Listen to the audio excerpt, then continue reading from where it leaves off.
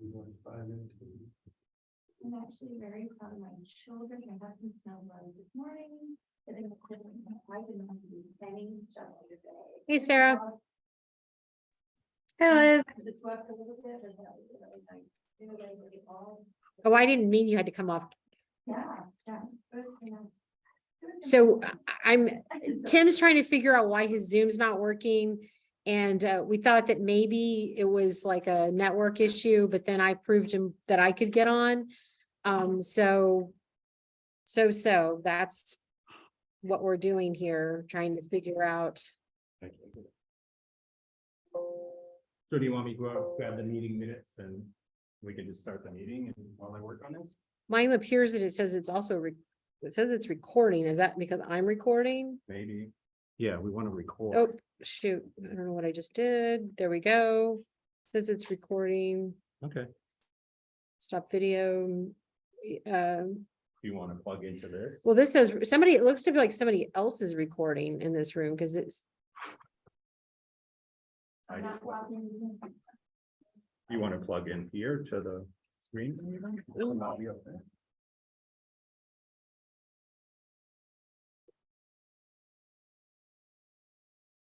that one. Yeah, let's see if that'll work.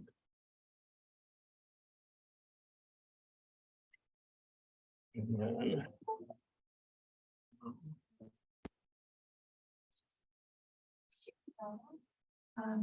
Oh, the screen's up. Okay. It's. If it's recording, then. Well, and that's what I'm Yeah, not, but okay. but if I said here, it's a, Yeah. So it says so I guess recording. it's recording. Okay. I don't know, maybe in the And you can account. access your PowerPoint from here. I can, this let me. Well, you may have to sit here. Hmm. Oh.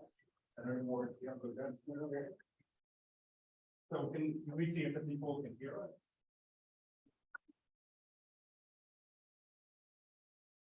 Sarah, can you hear okay? I can. Oh, now we can hear you too. Awesome. Okay. Just looking for something to write something down with.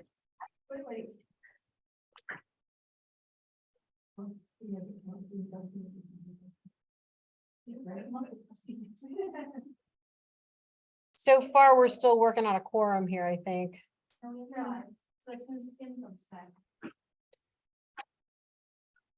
Tim, is 5 your quorum? Tim, is 5 your quorum? Yes. Because we have 9. That's space. Gotcha. Can they hear us?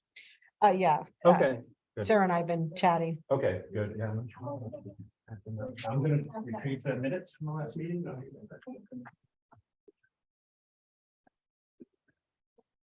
Here, let me make you a copy of the one.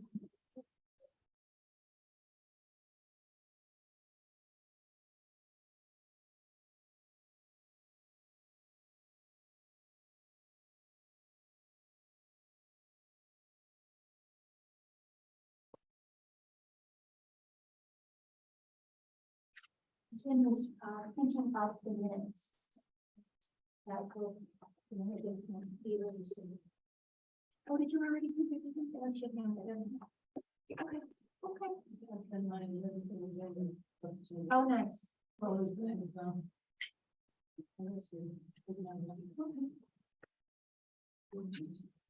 I don't have a great printer at home, so.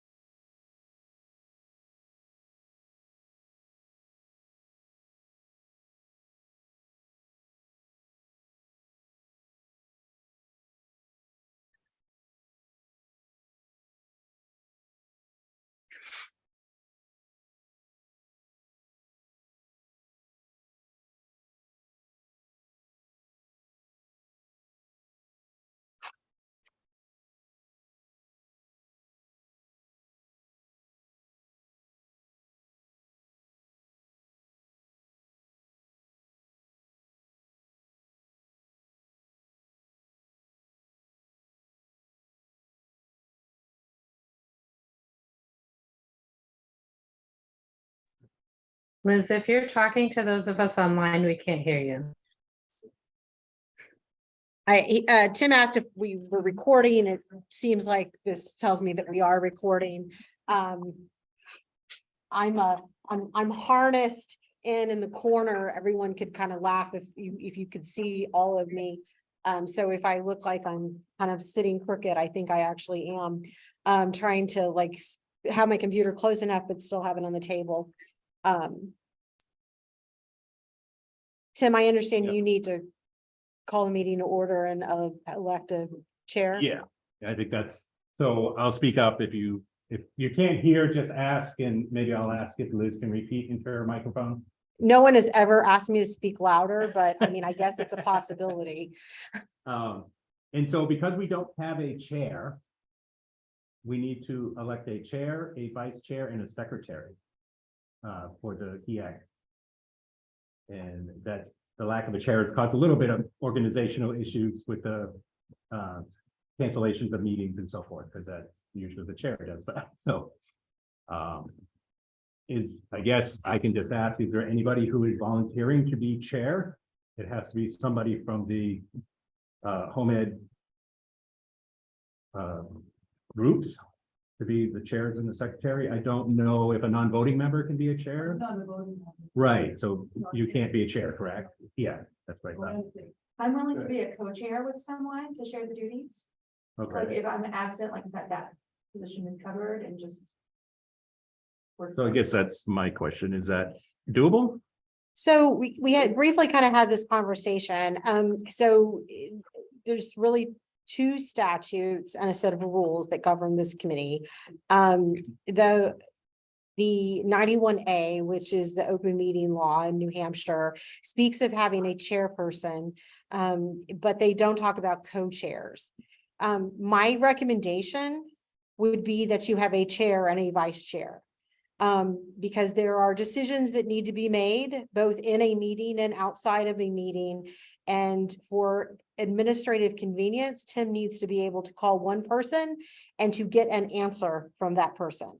And so that would be my recommendation. If that person wants to collaborate generally with the person who's the vice chair, that often happens in boards, but 91A does contemplate that there is one person who is acting as a chair for a committee. Also remember, this is an advisory committee. You're not going to make mistakes. There's no right and there's no wrong. There's probably lots of shades of gray. So don't be afraid of being like, I can do this. And you've got support of people around you who, if you do something that is a little bit like, let's say it's off, Representative Cordelli's been on 100 boards and been in 100 meetings, and I can call out on him, and I can guarantee you that if you're too far off the rail, that him or Senator Ward will probably be like, hold on, and let me help you out, chair, because that's what happens when people are new chairs. And don't be afraid of being that person and say, I think I can step into this and I can learn and to lead in this role. That's my way of saying, I think you should have a chair and a vice chair. And I think you have leadership around here at this table who will be supportive of you, and you will learn to grow into that role.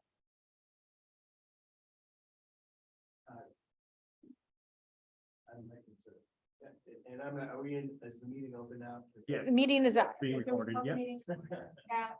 All the time. Sure, yeah. 2:45. I would be willing to, I'm willing to help be a chair, whether that means call the vice chair. I'm just afraid I can't make all the meetings that I need to make. That's okay. So I You don't can know be if that- chair and the vice chair can step in and be chair when you're not there. vice versa. I am not comfortable being chair because I don't feel like I have the experience on this particular council to be in a chair position. If we are being advised not to do co-chair, I would be okay being vice chair. But I would need to know if I should so be voted in, but I would need to know the chair and the whole council to know that I'm willing to assist the chair in whatever capacity is needed. We have a This question. this is Althea Barton speaking. I am a member of the council, and I have been serving as the secretary. I'm attempting to take notes, but I am remote. So as people are speaking, I don't know who's talking. So if you could please state your name before you speak, then I will be able to take minutes. Althea, this is April Villani, and I guess first I would like to nominate Althea Gordon as our secretary. Yeah. So, I will second that application. and I'm going to take a slight commercial here because we sort of got off on this track. But typically what would happen at the beginning of the meeting, the chair would call the meeting to order, and they would so note that we have 4 members. I'm not up there. I'm sorry. I'm a box on the Brady Bunch, but I'm not a part of this. That there are 4 members of the committee that are participating via remote communication. And I would ask you to identify who you are, why your physical presence is not reasonably practicable, and whether there's anybody else in the room with you today. Those are the things that you need to identify. So we'll just start with Sarah because she's in my top left, and have you each go through that, because that is what's required under 91A for remote participation in a meeting. So Sarah is a guest. And Sarah, so I I'm didn't know not, that. Yeah. All right, I know. sorry, we gotta Sarah. get a chair. See, I immediately make a mistake. No. And does anybody care? No. Are you throwing stuff at me? No. So it's okay. You're with among friends. do you want me to do the rest of that? You're a guest. Yes. Okay. Correct. And so I guess I know who you are, but identify what your position is here at the department. I'm an administrator for the Bureau of Adult Education.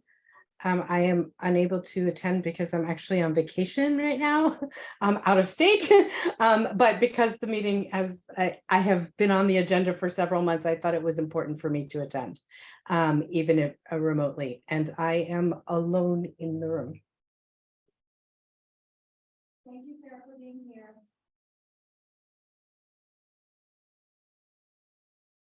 Aletha, you've identified yourself, but if you want to do the rest of that, that would be wonderful. Sure, I am Althea Barton, and I am not attending due to inclement weather, and no one else is present in the room.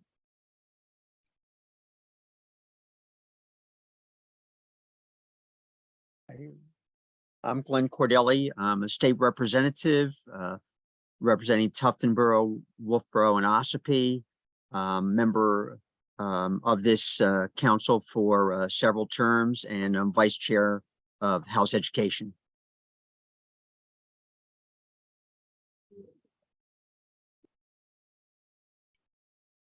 Are you alone or are you hanging out with anybody else today? I am alone in my bunker in my house.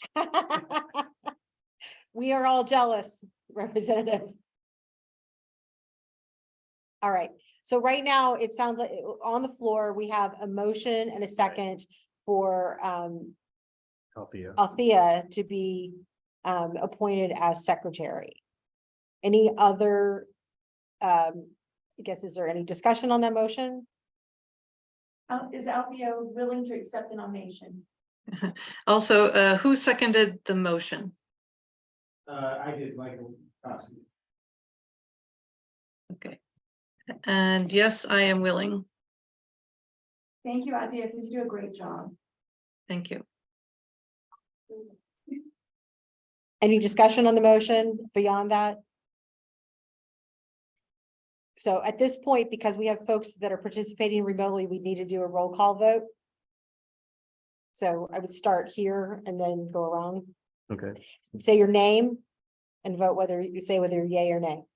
Michael Kosky, yay. April Maloney, yay. Jen Ferrera, yay. Michelle Lavelle, yay. Tim Carney, yay. Congratulations, Althea. Wait, Althea and Representative Cordelli, Non-voting, he's a non-voting. Is Althea, she's a voting. yes. So Althea, I assume you're voting for yourself? Yes.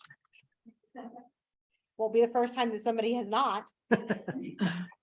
I would also, if I could, before we continue, I don't know who's in physical attendance because I can't see everyone. So could people state their names once more? All right, Michael Kosky is here. April Maloney. Jen Ferrera, here. Michelle Lavelle. Tim Carney, They move forward. oh, sorry. Elizabeth Brown, I'm counsel for the department. That's it. That's it. All I right. got 1, 2, 3, 4, 5, 6. Yes. So now that we have The secretary. 7 people in present. So, I'm sorry, I'll repeat the list. I have Mike Kosky, Jen Pereira, April Villani, Michelle Lavelle, Tim Carney, Elizabeth Brown. yeah, Senator Ward. Senator is also Ward. here. Senator Ward, thank you. So we still need a chair. Yeah, you still need a motion. Is there a motion for chair? I would like to nominate Michael Kosky as chair. Is there a second? April, by the way, nominating. I'll second that, Jen. Any discussion on the motion? Roll call vote, starting with Michael. Yes. Well, April. Michael Kosky, yes. April Maloney, yes. Jen Ferrera, yes. Michelle Lavelle, yes. Tim Carney, yes. Althea, Yes. motion passes. All right, Michael, your job to take motions for vice chair. Chair. We got you, your chair. So now you're running the meeting, Michael. So we have to nominate her. Yeah, yes. I thought we did that. Okay, I nominate April Maloney to be vice chair. I'll second that, Jen. I will accept the nomination. See if there's any discussion on the motion. Any discussion on the motion? Okay, hearing none, let's have a vote. We'll start with Tim Carney, yay. Michael Kosky, yay. April Maloney, yes. Jen Ferrera, yes. Michelle Lavelle, yes. Althea? Yes. And I do have a question. I am writing unanimous on these votes. Do I need to, if it's a roll call vote, do I need to say, list people's names every time? No, you can just simply Thank say you. it was unanimous by roll call vote. Thank you.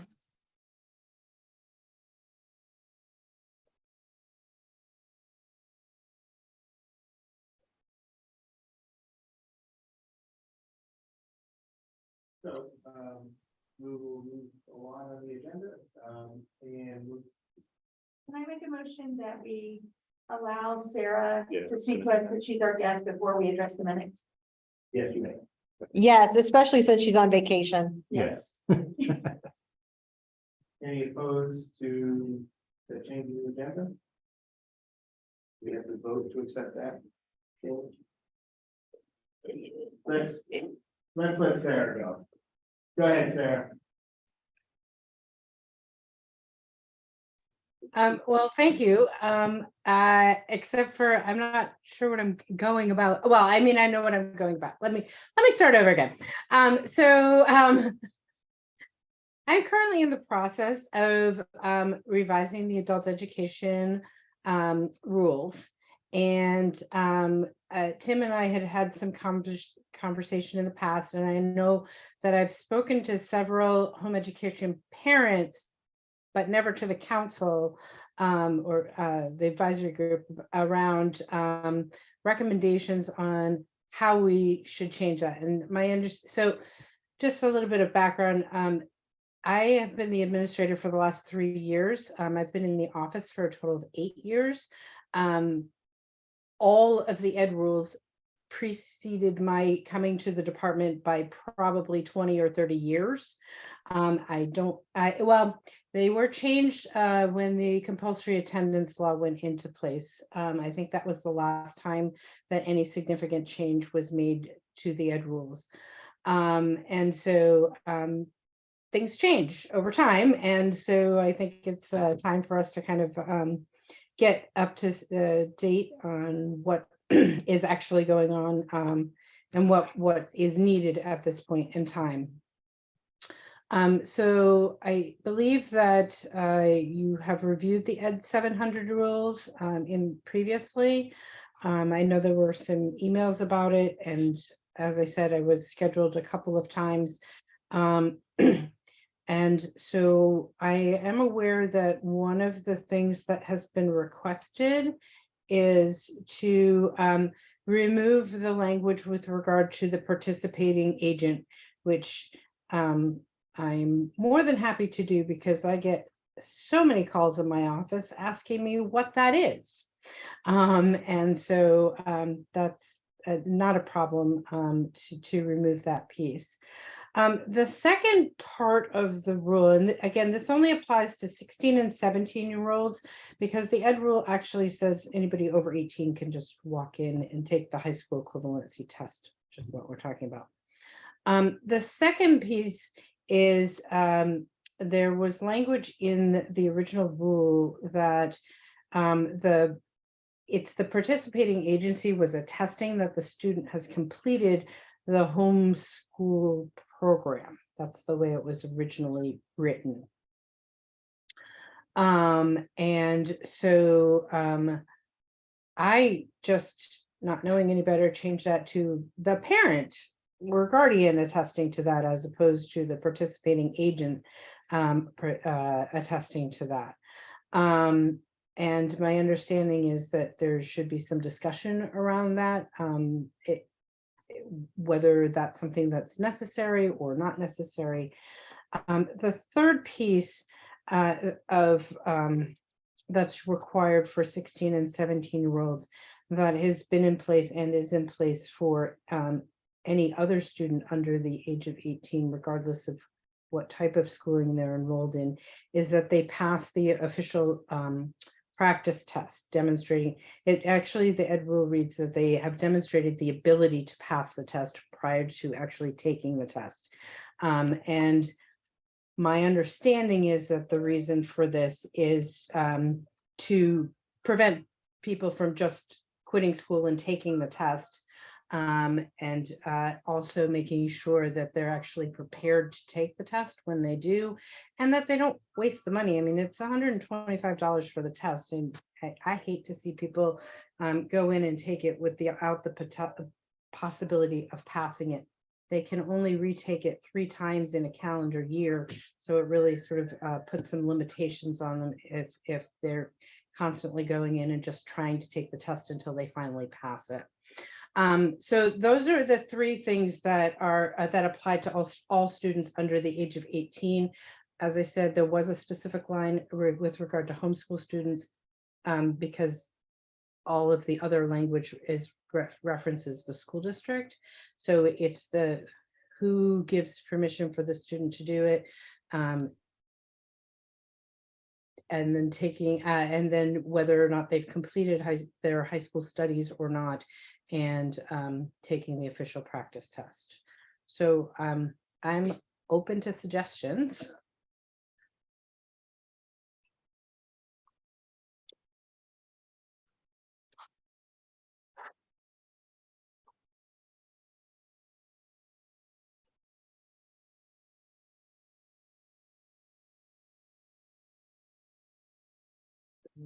And if anybody's speaking, I can't hear them.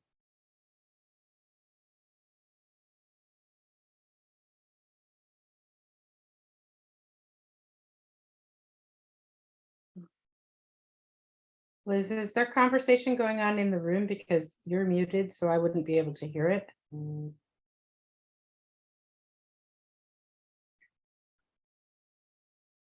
Technical difficulties. She was. Okay, I'm muted and I think that maybe caused the problem. So Yeah. let's, When you're muted, we can't hear the room. Let's rewind that. All right. I'm sorry, because I'm the last person you wanted to give control to. Thank you for being here, Sarah. I appreciate that. My question is about the part of the language that remains intact from what it is currently, that still says that for a homeschooled student age 16 or 17, the parent or guardian attests that the student has completed the homeschooling program pursuant to 193:1. That is a unique requirement because other non-homeschooling students do not have to complete the equivalency of high school in order to take the HEAC. I would suggest that that part is also removed from the rules. The only question, and maybe Tim can answer this, I'm not sure if we've talked about this. Is there something that if a home education student takes the high school equivalency test, I know that if they do it at the regular high school, we have a tracking mechanism, so we know that they have actually completed. And I don't know if it's necessary or if there is any such thing, or if it even needs to happen. Like that's kind of how we know that they've completed. Does it matter? As far as my program, it doesn't, because for compulsory attendance purposes, if they pass the HEAC, I think they're exempt from compulsory attendance. But That's how would one you of the- know? I'm sorry, everyone has to please state your name. Was it sorry. Michelle? Was it Michelle who asked the question? Yes. Yes, okay. And then this is Tim responding? Tim, yes, yep, Thank you. I don't Sorry. recognize voices yet. sure. So our office, that's all I can speak to, is we track completion when we're notified by a home ed family that they've completed. I understand, I believe HEAC is one method to be exempt from the compulsory attendance law. But we don't get notified about that. Our only notification is for home education completion. So I don't know if that answers your question, but if you're talking about are the schools notified, that's nothing that our office ever does. So when a student who's enrolled in school takes the high school equivalency exam, our office does notify them so that they know that the student has completed and is no longer compulsory. And so that's what I'm saying. Is there something that happens? Maybe it's not attesting that they've completed the program, but it's some kind of, otherwise nobody other than the student and the parent will know that the person has completed. Correct. Again, they have to send us a notification, but we don't send that information on to the school. If, can I make a Go ahead, suggestion? Michelle, yes. If families need to still notify the DOE that the student took the HEAC and is therefore exempt, it just seems in conflict to say they have to still complete the equivalency of high school in order to even qualify to take the HEAC, when for other students, that is the alternative path. So why would homeschoolers have already completed it? I could, if there's still notification required, that would be one thing, but to have to still complete the equivalent of high school prior to taking the HEAC seems like a inequitable standard. I understand what you're saying. I have absolutely no idea why it was written that way initially, or what the initial intention was for that. I just want to make sure that if we change it, that we don't create some other issue down the road. That's my only concern. Certainly a student can take it without having completed their entire high school program. The test will determine whether or not they've actually done it successfully or not, whether they pass. Sure. Jen, I have a comment. This is Jen Ferreira. If it does stay in place, that a homeschool student would have to complete the homeschool program prior to taking it, then I think it would be my understanding that they would no longer be eligible for high school equal access to public school, and they'd be no longer eligible for eStart or many other things should they fail the test. Because the completion is already there, so they're not eligible for other avenues that can help them. I think that's a really good point, and it's also one of the reasons that I really encourage students to remain enrolled in school while they're, whether it's home education, whether it's a school system, but to remain enrolled while they're completing their high school equivalency, because it can take 4 or 6 months, depending on how well prepared they are and so on and so forth. And there certainly are a lot of advantages to remaining enrolled in school, including the ones you mentioned, like eStart. Yes, they would not have that option if they were completed. So is there something that should be in there instead? Or no? Michael Kosky, it seems to me there's 2 points. One is eligibility to take the test. And it seems we wouldn't want to have to complete the schooling program in order to take the test. Then the second would be the notification issue and who would need to know that the program is completed. Or can you take the HEAC test and that doesn't necessarily complete your program as a homeschooler?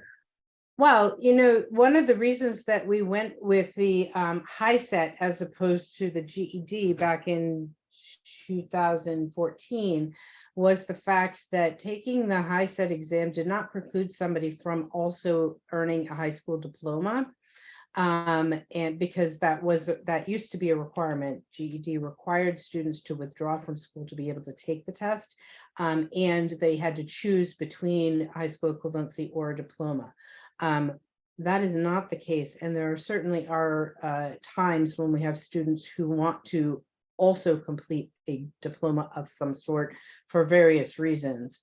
So I don't see that that's an issue, and it depends on the student and what's in the best interest of the student. Mike Kosky again. Tim, is it necessary to notify the department or our participating agency if a student is taking the HEAC test? No, Only if they're completing their program. yeah, this is Tim. There's nothing in ED 315 that speaks to the HEAC at all. So it's only completion of a program that we get notification. Does anybody have an idea of how they would like to change that? Michelle? Michelle Lavelle, I have a suggestion that I think ED 315 already incorporates that. So if a family chooses to pursue the HEAC, whether or not they determine that then completes the high school program, then they follow what's already in our rules to notify the department. If they choose to still pursue whatever programs they want, and then later determine the child has finished their homeschool program, we already have those mechanisms in place. So I don't think there needs to be any additional changes to either 315 or the HEAC rule. I think it's already, it depends on how the parent intends to use the HEAC exam. Thank you. Sarah, would that create any difficulties for you? I don't think so. I mean, we already have, even in our adult education programs, a variety of ways that the test is used. Sometimes it's used to earn credit. Sometimes it's used to demonstrate competencies, and it's not even the whole test. They may only do the math section or only do the English section. So I certainly, I'm in favor of the most amount of flexibility to allow students to do what they need to do that results in completing a secondary school credential of some sort. Yeah, That's just advisory council. April, I have a question. I appreciate, well, first I have a comment. I really appreciate you coming to us to have this conversation with us.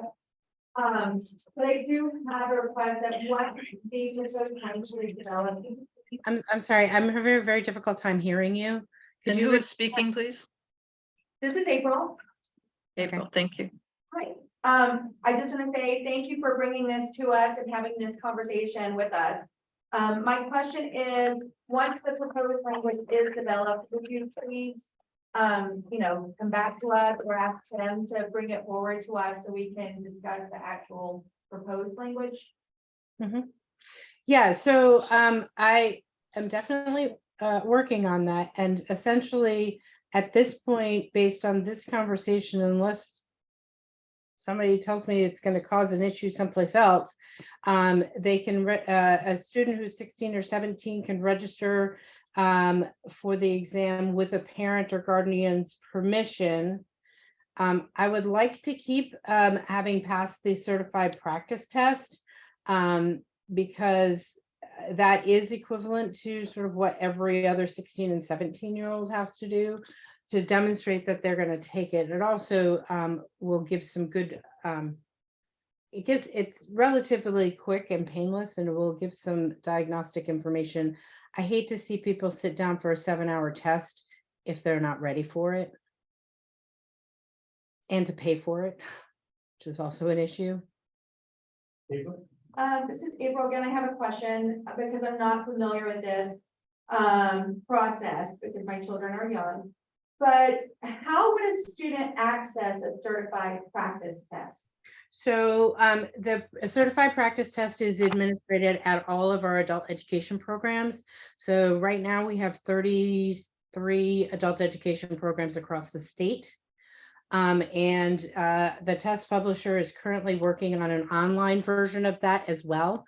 It's just that it's a half test. It's half of each of the content areas and hits the key standards to make sure that the student is well prepared. And what it does is if the student, doesn't get the correct answers for a number of different, it provides some diagnostic information or assessment information as to how well prepared they are to take the exam. And there's some pretty specific feedback and rationale for answers to be able to explain. All of the public high schools and charter schools also have a copy of the official practice test, but probably will be easier to go to an adult education center. And I'm hoping that in the next year or two, we'll have the ability to do that online as well. Thank you very much. So Michael Koski, I have a question for the group and mostly Tim and Liz. How do we now proceed? Do we wait for, do we make a suggestion of language change? Do we have to propose something, or is this discussion made it clear enough as to what? I would think that changed. discussion, and we're gonna have And do we revisit need the a vote? rules So again. and these are, these are adult education rules. They're not home education rules. So there's no statutory obligation to bring these to the Home Education Advisory Council. Just like all rules go through the 541 rulemaking process, there'll be notice. These will go to the state board as an initial proposal. Usually 60 days after they've gone before the state board, they'll come before and have a public hearing, at which time you all are more than welcome to appear at the state board meeting when the adult ed rules are there, and give your testimony as to the status of the rules. And that's really the appropriate mechanism for this advisory council to give feedback to the adult education rules. Great, thank you. And just for background, this is one line in a really long section, all of which needs to be revised. So it is a work in progress. Mike Koski, thank you again, Sarah, for taking the time first to reach out to the people and for your vacation time. I think we would, as a group, like to see that parents, as you suggested, as the permission line for students to take that test. And anybody else chime in if I get this wrong. And then they would need to complete the program in order to take the test. And then only if, we would only notify our, participating agency if the program were being completed at that time. That sounds like a good summary, anybody can do it. Yeah, this is Tim. I think the notification as you mentioned, as Michelle mentioned, is already covered in 315. So I don't know that Sarah needs to make any adjustments there. Right. Yeah, I don't think that I need to have that. I mean, it was in there, but because work has already been done on your rules, then I don't think I also need to include that.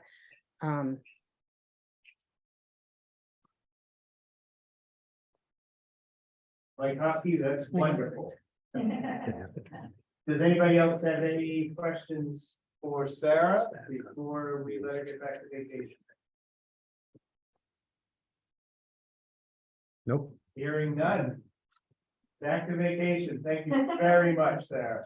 You're welcome. And please, if you ever have any issues, concerns, suggestions around adult education in general, I am more than happy to come back.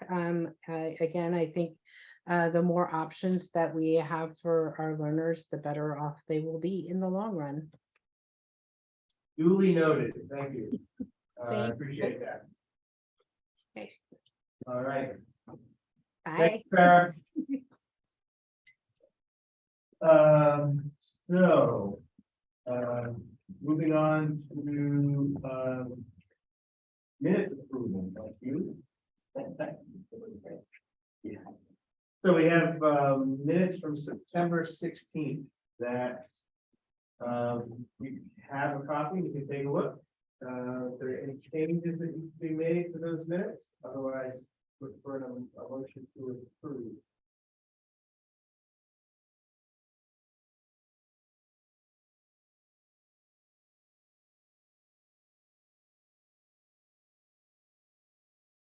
I make a motion to approve the minutes as provided.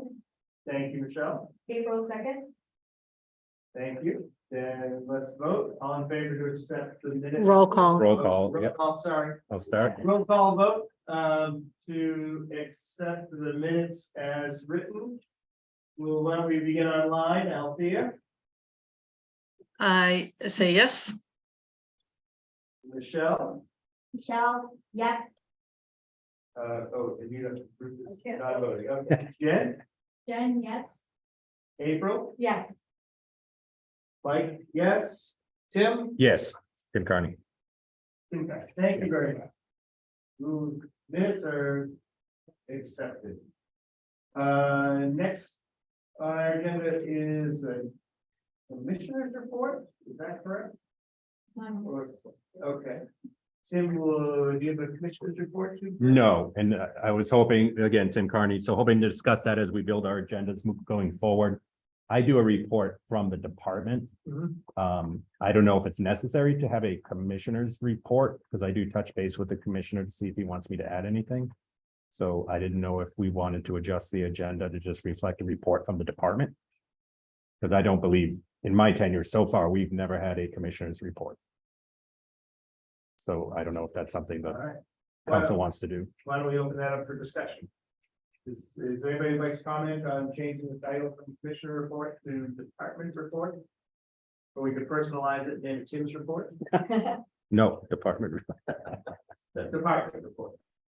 Yeah, It's just been there for a long time. I think we'd be fine just to get rid of it. In the years past, the commissioner has come by, but I don't know if they always wanted to give a report.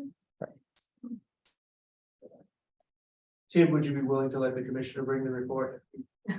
Yes, Tim Carney again, I can state the commissioner would love to come to these meetings. He's just, the timing does not work for him. He's at, I think, a big retreat today. Trustees meeting Trustees meeting at UNH or something today, so it's just, that's how his schedule is. He and I do talk constantly about home education issues, and so, and I do share what comes out of the council. informally with him, so. So April, April, my only comment is that it's nice to have there, even though there's not a report, because if you came in and said, this is particularly the message, even if it's 2 sentences, right, that the commissioner wants you to know, I'm gonna be paying attention more because it's coming from the commissioner. I mean, maybe it shouldn't be that way, but it carries a little more importance. So it would be nice, it may be nothing, right? No report for this month, but there might be times that there are things you want to know. I know you bring those to us in the department report as well, which I really appreciate your report. I think you do a great job at it. But it's also nice if there was something in particular, it just kind of highlights that since we're serving at his appointment.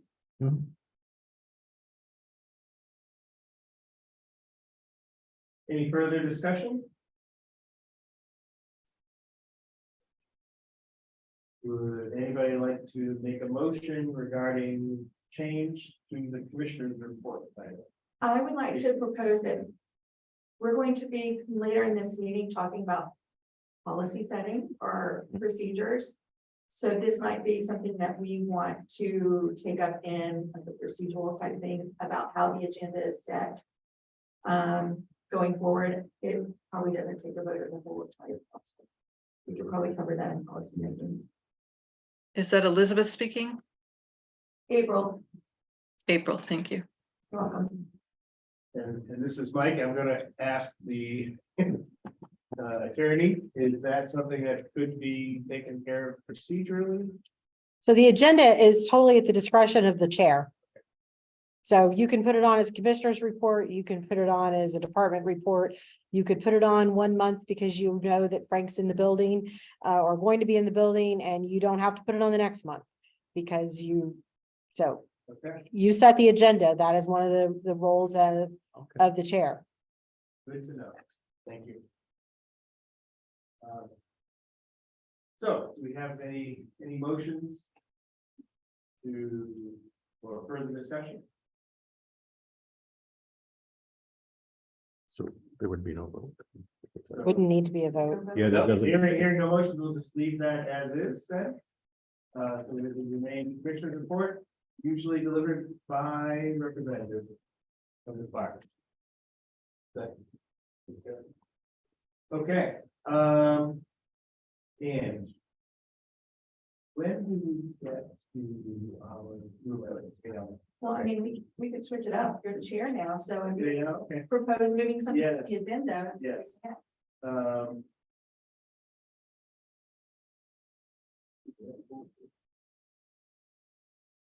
Okay, I'd like to make a motion that before member reports that we take up, some of the business that we need to speak about is,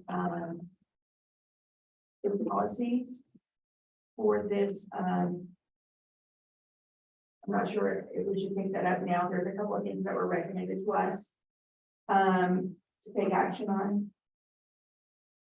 They're listed in the Office of Home Education report. Is this April? This is April. Sorry, I keep forgetting to say.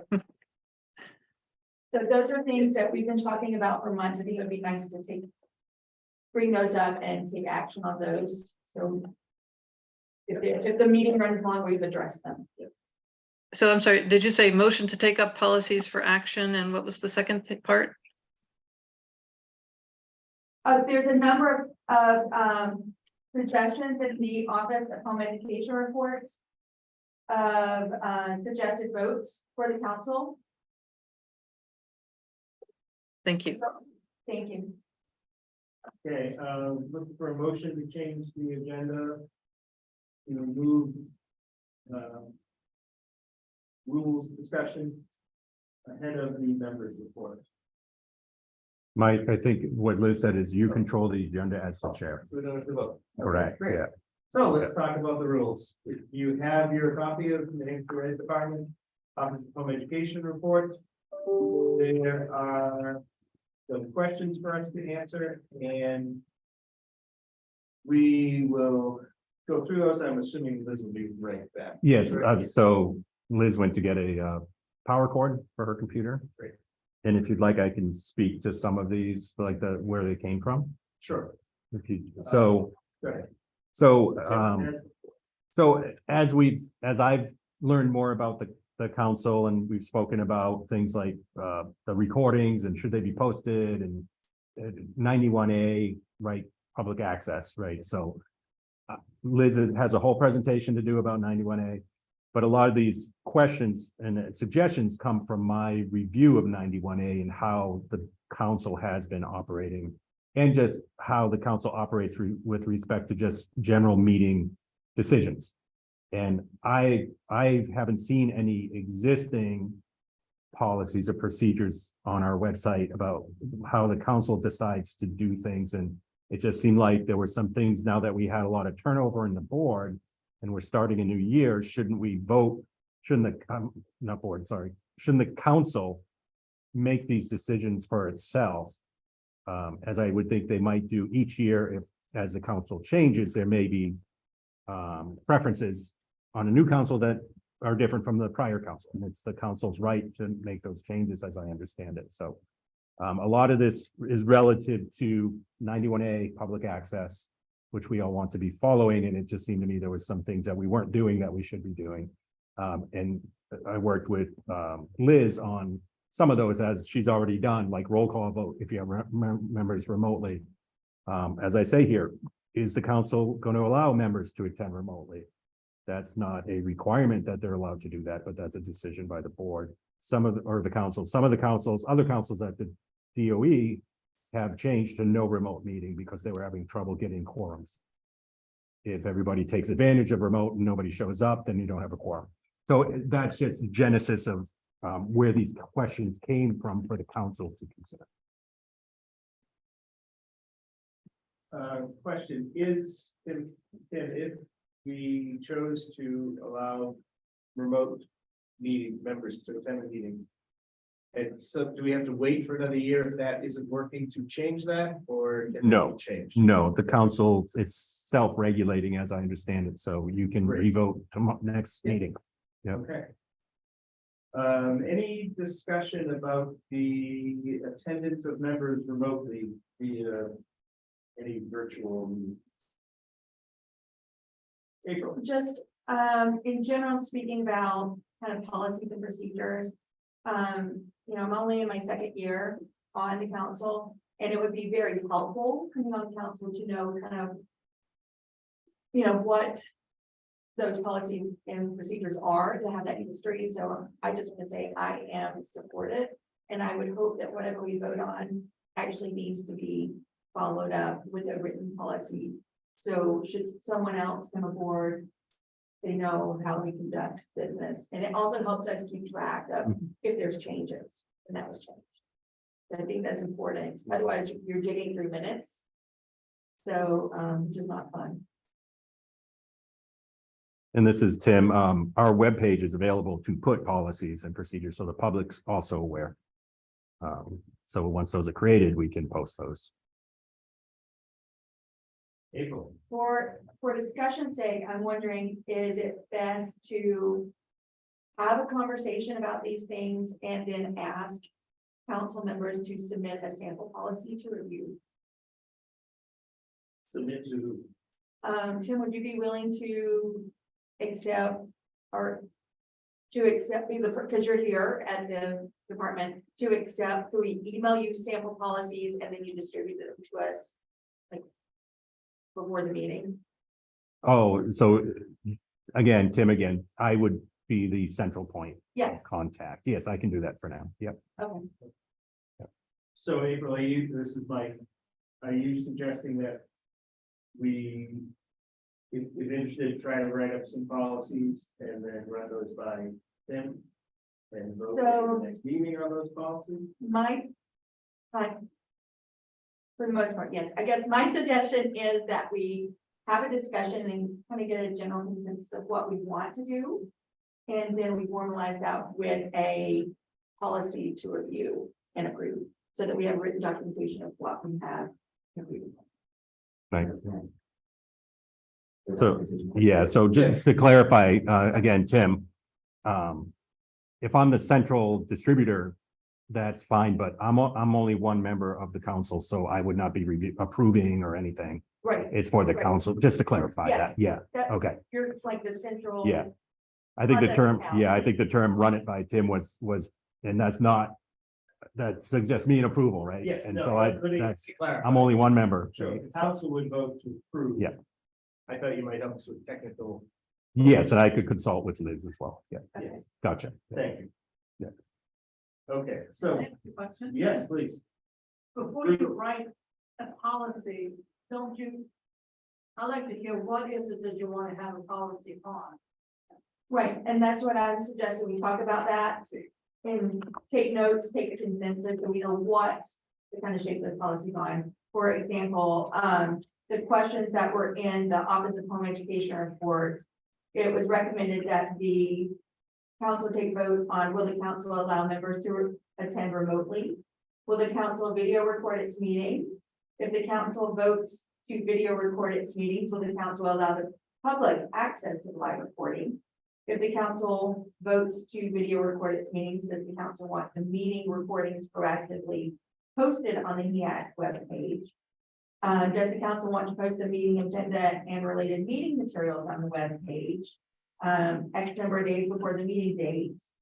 And the other thing it was suggested that we take action on is to confirm or reset our meeting dates. I didn't realize that you had this sometimes. Sounded to me like you want to have a policy. You know, why do you want to write a policy on? And this one. Thank you. Yeah. And also, then I don't know if you meant to get, but, several years ago, the council voted to require the full council to approve the annual report before it's given to the State Board of Education, just so that what is delivered is clear that it is the vote of the council. And Jen, if I- Full council approval, does that mean unanimous vote? Everybody votes. It just means that everybody votes. Because what happened was there was questions at the state board by Supreme and the chair delivering the report. Gave a response that by and large the council didn't agree with. And there was a lot of media attention surrounding that. So that's why we took the vote and said, wait a minute, we want to make sure that this really is the full council meaning majority, just like any other vote. But at least that it's brought to the council's attention and not just spoken to the person delivering the report. Great. This is Mike. I would like to know if anybody would like to lead up the policy notes collection and start to crack policies. I'm willing to help with that. Bless you. Thank you. Rachel. Who is that? April? April, yeah. Okay.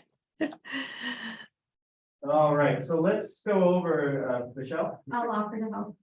Thank you. Thank you. So while we have our discussion, I'll ask the both of you to take some notes and we can use the minutes, but probably be helpful if we had your own notes about these and we'll put them together. So let's take on the first question that we'll start with what Jen offered. Should we require full council to approve the year-end report? Meaning everybody votes, we get a vote from everybody on the council. Is that a policy that we would like to see? Discussion. Michelle.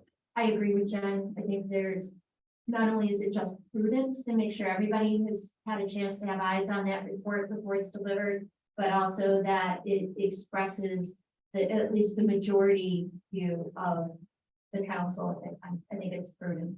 Thank you. And Tim, just to check, we don't need to vote on these discussion points. I don't believe so. We It's can just a just- conversation. No, I mean, Yeah. We'll vote on the policy as. so I'm gonna be the joy killer of, so the Attorney General's office official advice to advisory councils is you should not be adopting a bunch of policies. It complicates things, it adds to the complexity. It goes well beyond typically what your requirements are under RSA. And it causes more likely than not that you're not going to comply with them all. And also it becomes just another record keeping problem. So if you're going to have policies, and it sounds to me like I'm gonna have a hard time getting you off of that road, simple, short, concise, understandable, published, transparent. But like, we should not, I mean, it should look more like the 10 Commandments, not the administrative rules binder. So, you know, but because that's something you guys can probably manage to keep up with, remember, enforce, and pass along from one board to your successors. Anything more than that, we often find that bylaws are inconsistent with the RSA. And unless you're having an attorney sit down, and I'm the attorney for the agency, I'm not the attorney for the advisory committee, it would be very easy for you to write bylaws that in fact conflict with 91A, which is what I ran into a few weeks ago. Absolutely conflict. We have another advisory committee that they wrote their bylaws, and I was like, well, that's not consistent with 91A. And they said, well, that's what's in our bylaws. And I'm like, okay, well, it's sort of like the Constitution, you know, it's kind of like federal law wins, you know, the Constitution and federal law and state law, and your bylaws are way down here and they lose to state law. And they were very befuddled by that. So, you know, just be very cautious that if you're going to write bylaws, that your first thing that you're comparing those to is 91A and your enabling statute that sets up this agency, you know, what this advisory committee is supposed to do, and make sure that there's nothing that conflicts.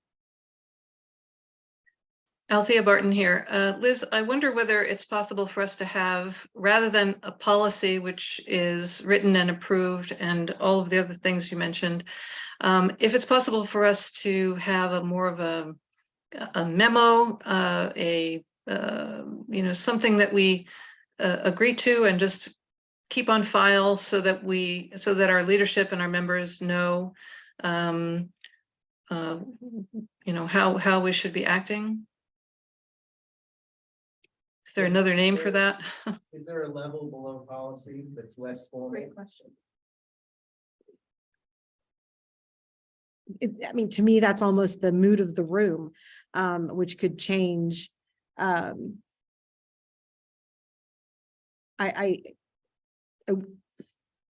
would not, I think you're going to run into that those same sort of issues. And I would tell you the same thing about that is you know, start with state law and what is state law require, and try to stick as narrowly as you can with that.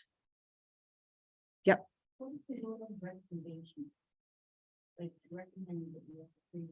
I can't hear this person. This is Jen. I'm wondering, I'm asking a question, maybe we can agree on a recommendation for what we need to do, particularly like on the annual report. So, I mean, to me, going to give you this answer a little bit as a lawyer and a little bit as somebody who sat on a school board for 9 years and was chair for 3. I would not want to try to sit on a board long enough to get an annual report to be unanimous and that each member be happy with it. You're never going to get there. And in fact, I think if you have a good board, you should not ever get there. Because if you get there easily, you've got groupthink and you're really not probably a terribly effective advisory council. So often votes are, you know, 7-3, and that's okay. Because there should be dissension in the ranks of an advisory council. There should be differing opinions. So I would be very concerned that, so I would think, you know, your report should be supported by a majority, but does not need to be supported by everyone. And if somebody really wanted to put in you know, they felt like the report was so inconsistent, I don't know if your statute allows for it, but maybe that's something one of the legislators want to think about, as the advisory council could allow for a minority report at some point. But that's sort of the way that should be handled. I mean, really effective boards have disagreements, respectful disagreements, but they should disagree. That's why we need various people from different backgrounds on these advisory councils. I have a question for Liz, hopefully you can help guide us in this. How do you do that transfer of knowledge to who may be walking in those steps? I mean, I understand the board, right, can, you know, those decisions can be come up and changed, right? But if you're new to the board, is this a discussion that you would recommend every year so that the new board decides? I mean, for example, I wanted to talk to the majority of the quorum of the council vote to approve the annual report, State Board of Ed. So I'm looking at the minutes from September 8th, 2016, and there's some history behind that. There was an annual report given to the State Board of Education, and the minutes reflect that the person who presented it added an addendum. You know, the report that goes to the state board should be that is approved and not added on to by a member after it's approved, so to speak.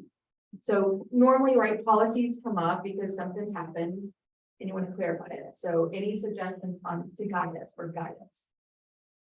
Okay,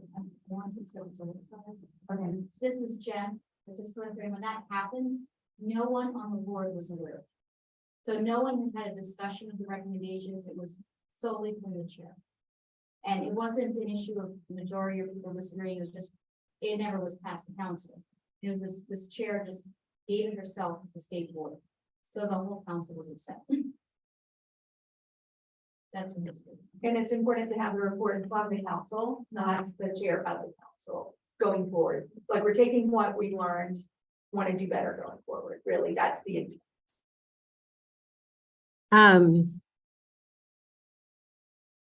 Quite a bit to unpack there.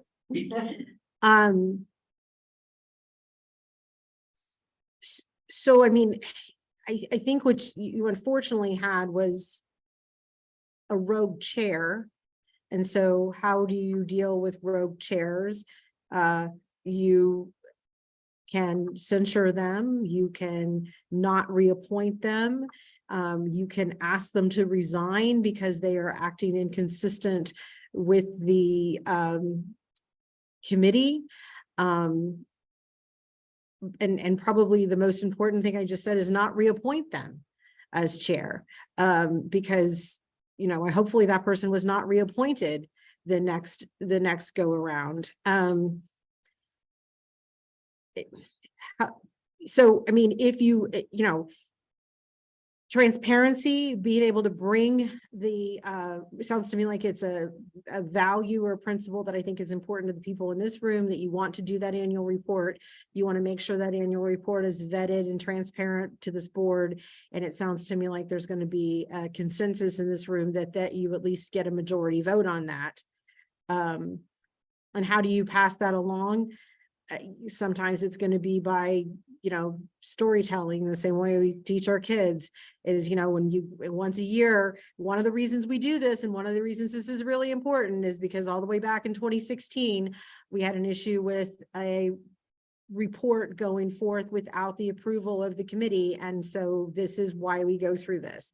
And you hope that those traditions get, you know, passed forward.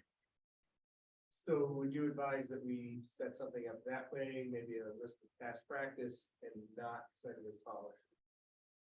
I mean, I think you're going to, there's no great way to do it. I would probably be better off. I mean, I mean, but best practices are just likely to get lost.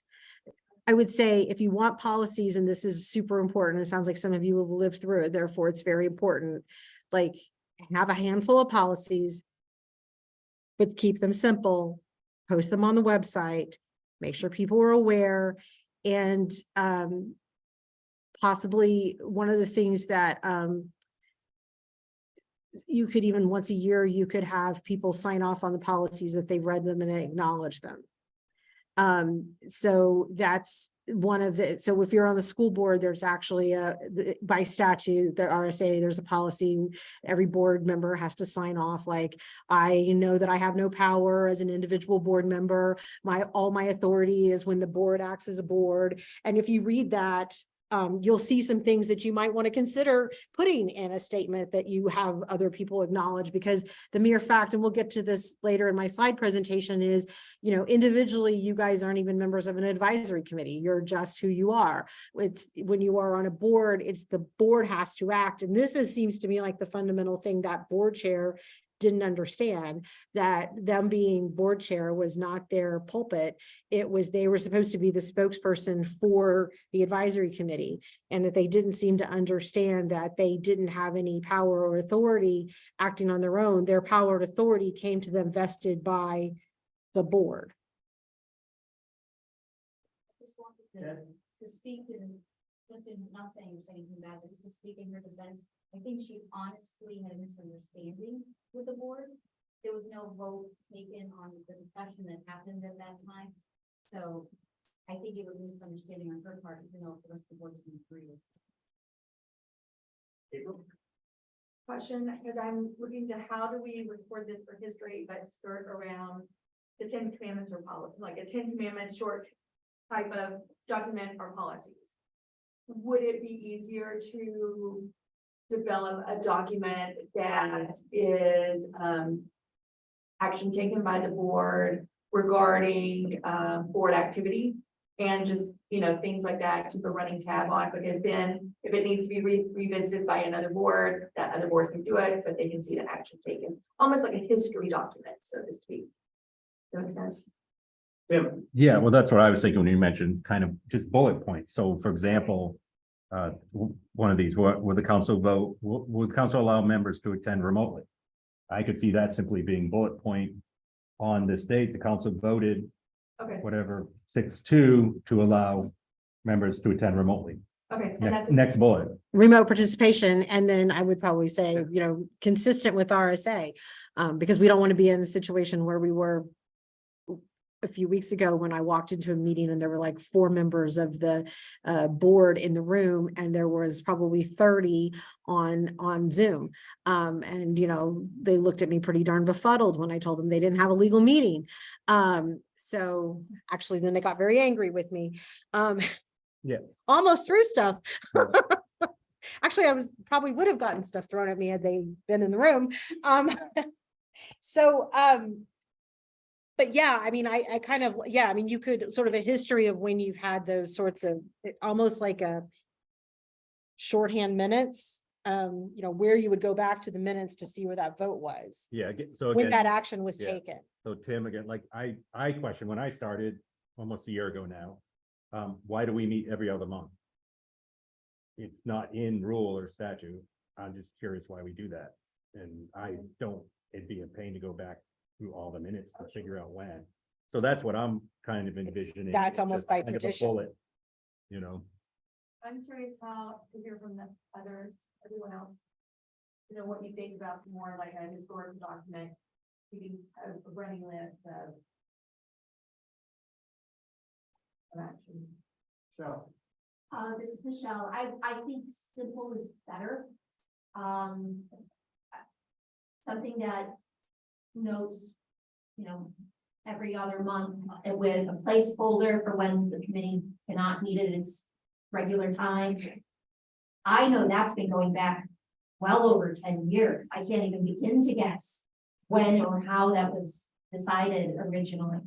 So I think best practice, whether we call it best practices or SOPs or whatever, you know, keep it simple is probably going to be better for this council to do what was suggested for actually following what we intend. Probably helps us move forward and taking action, getting that reported as well. yeah, This is Jen. I agree with what Michelle said, just a simple statement. I mean, maybe we could reference the month and minute where we took a vote on it if we do. And it's been a number of years that we have every other meeting. The reason behind that is it was difficult to get people to participate on the council. And the board or the council felt that it might be easier if people only had to meet every other month. So that was just why they put that in place. Althea, do you have anything to add to this, or Representative Cordelli?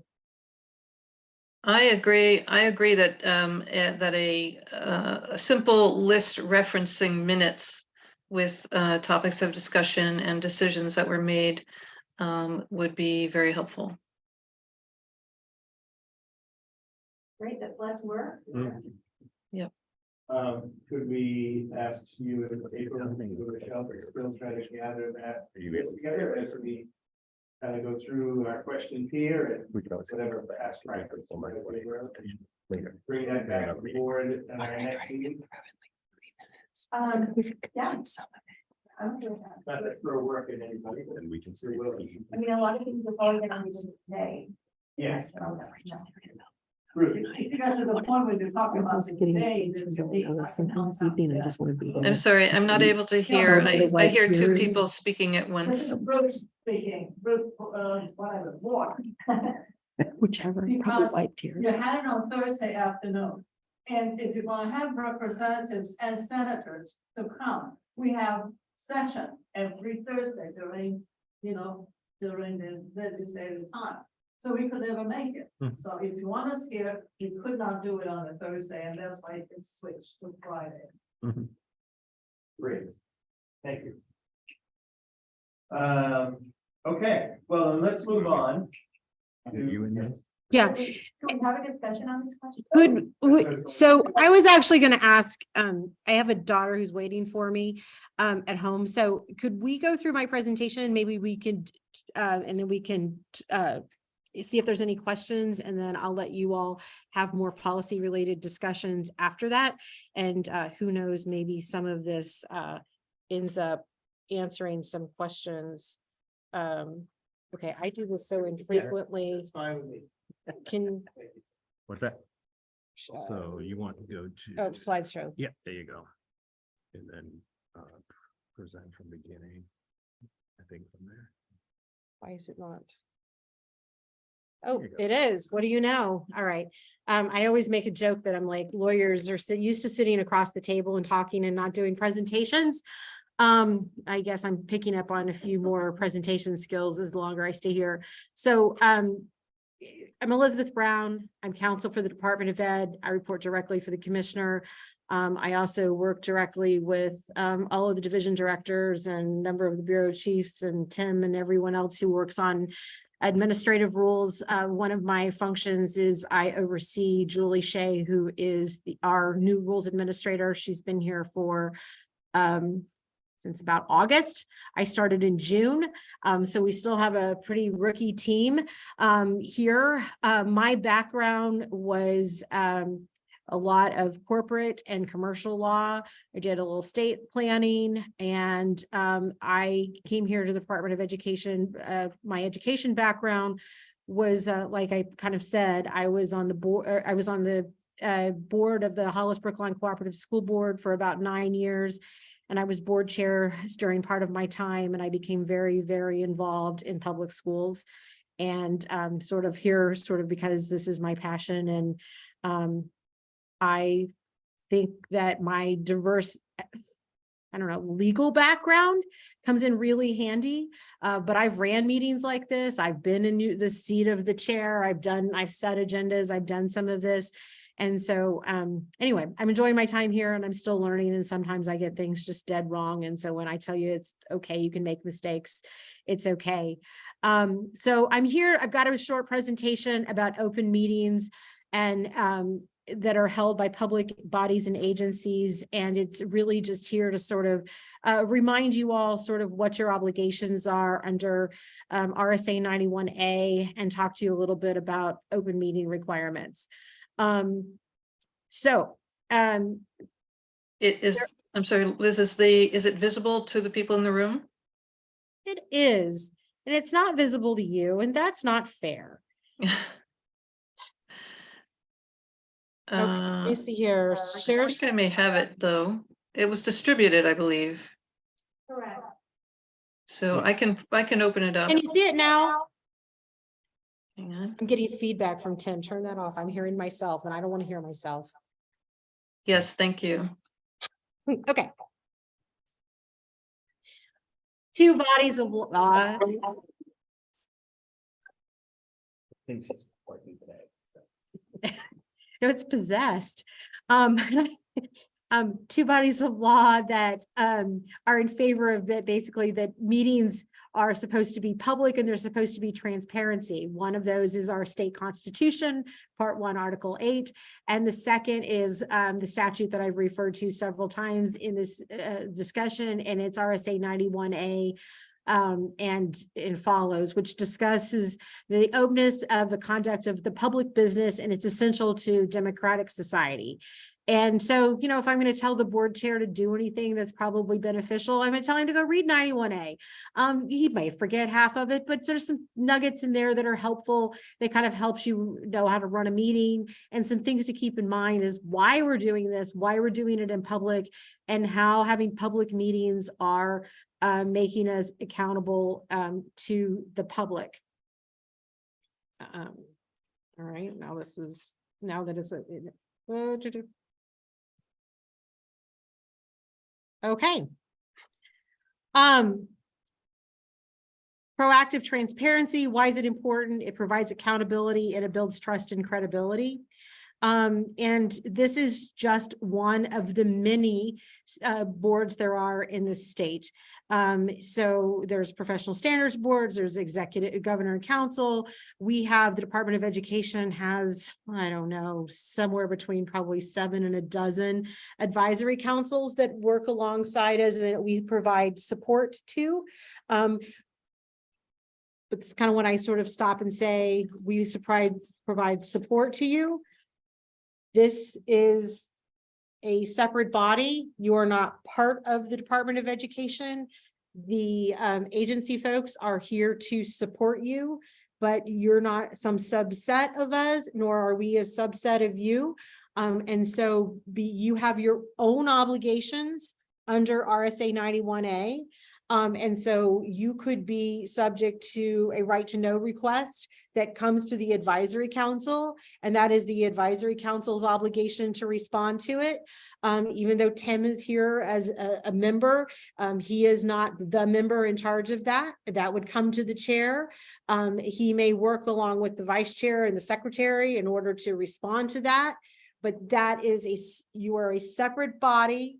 And that separate governmental body has its own obligations to comply with the law, and especially with right to know requirements. And that is something that I think is just super important to keep in mind. And one of those things that I think sometimes I'm not saying this one has done this, but some advisory councils kind of expect the agency to respond to their right to know request for them, but we're separate and apart. I have enough right to know requests myself, probably get 3 to 5 a week. And so we don't need anyone else's. So we want, but it's also important that there is a segregation between us, the Department of Education, and the advisory councils that we support. 91A applies to all public agencies and public bodies. So the same law that applies to this organization also applies to your Board of Selectmen, your public school boards, etc., and any other political subdivision. Boards, commission, advisory committees such as this one, subcommittees of those organizations, subordinate bodies, etc. So you're all here as part of the Home Education Advisory Council. The duties of the council are statutory. They come from 193-A:10-B. And so there is the statute that applies, and there's also rules that apply. I would recommend that you be familiar with both of those bodies of law. It's not a bad idea to have a binder and you keep the statute with you and the administrative rules with you, because well, I'm a lawyer and I still pull the book out. And I very rarely will give you a legal opinion without pulling the book out. So we don't necessarily expect you all to have it all memorized, but keeping it handy is a great idea. So this advisory council is statutorily made up of it's very specific who's on it. So there's 2 members of the House, they're non-voting, 1 member of the Senate Education Committee, also a non-voting member. And then there's a number of individuals who are appointed by the Commissioner of the Education from the persons that are named as follows. So you have 6 members that are nominated by the Home Education Association, 2 members by the Commissioner, 1 member by the School Board Association, 1 member nominated by this the Administrator Association, another member nominated by the Association of School Principals, and 1 member nominated by the Non-Public School Advisory Council established by the State Board. So Tim and I did one of the things that I know has come up in this organization is how do you count a quorum? And it was what I was trying to do when we first came in the door, and he had to point out, oh, Senator Ward is non-voting, and so, like, to make it clear, the members of the advisory committee that are basically appointed by the commissioner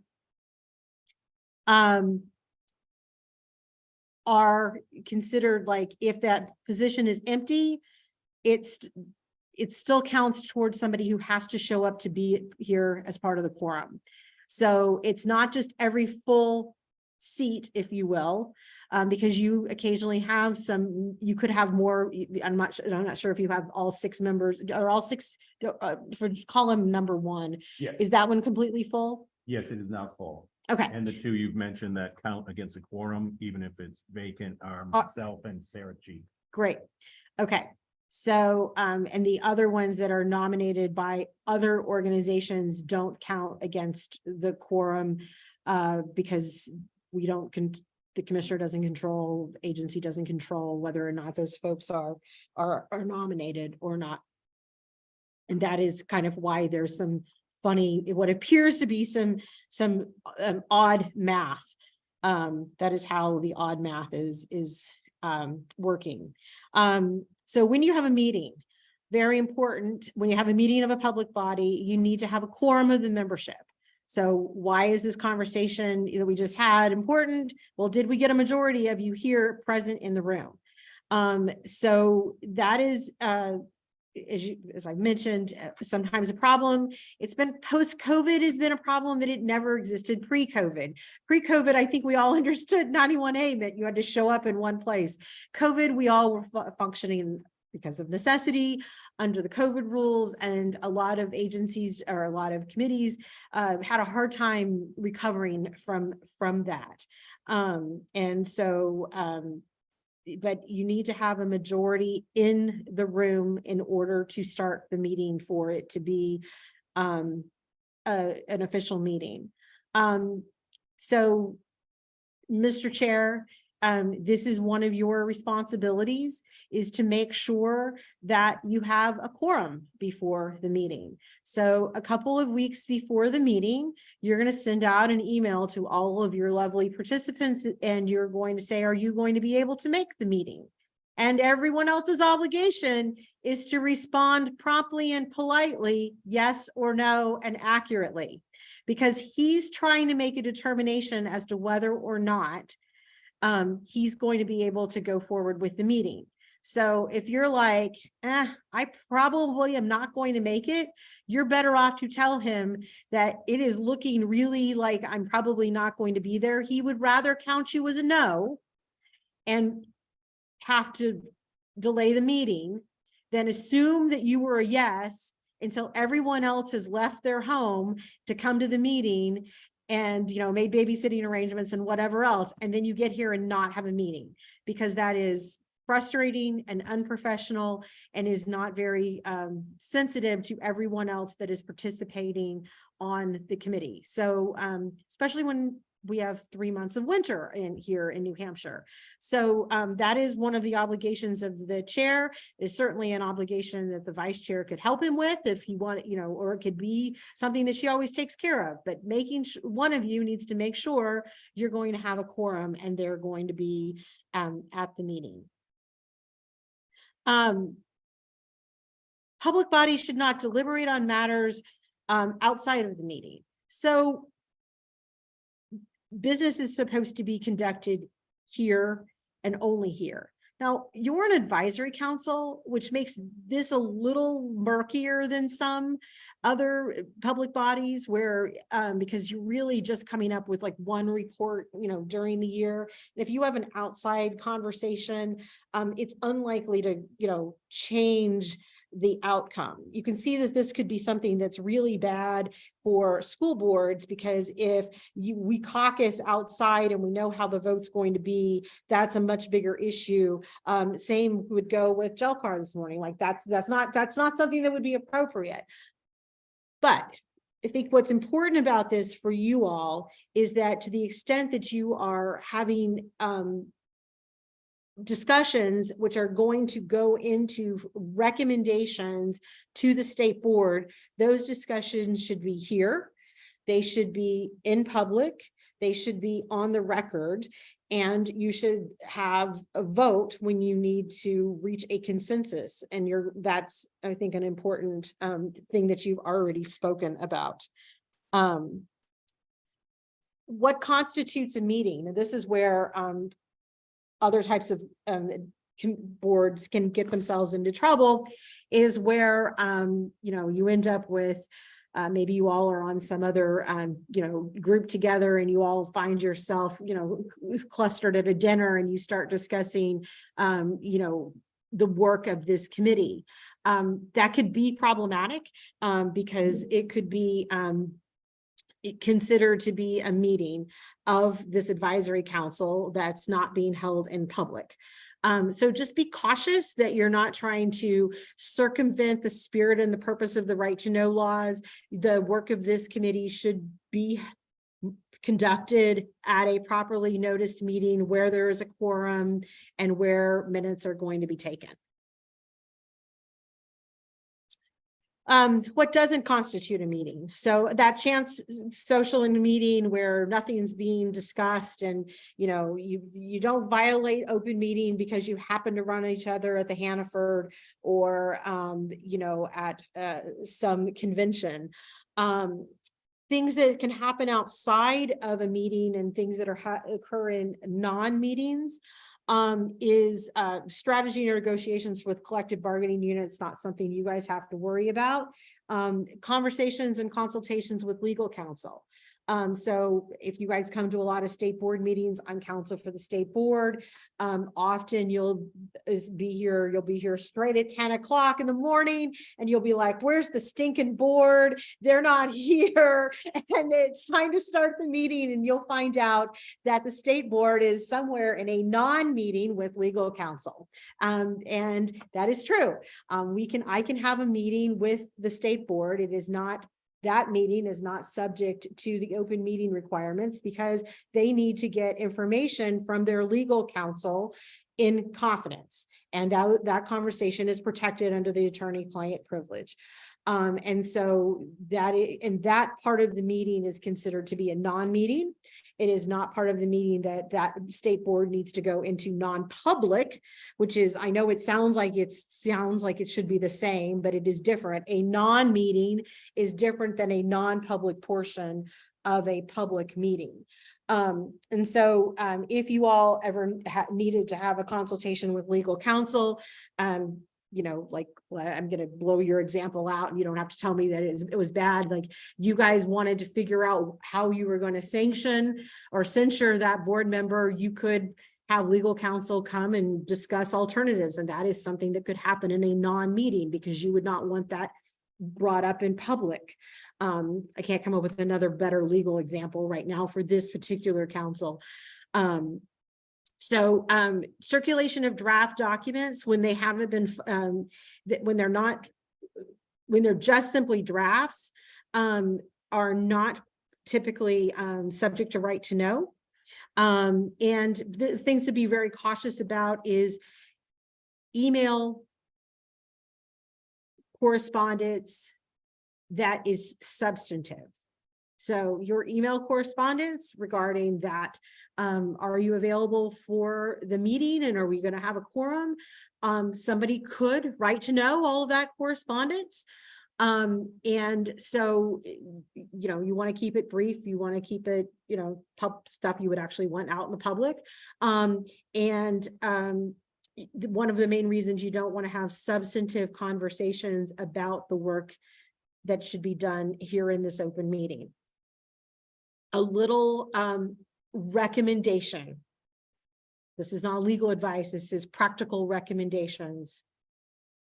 Have an email account that you use solely for purposes of your participation on this advisory council.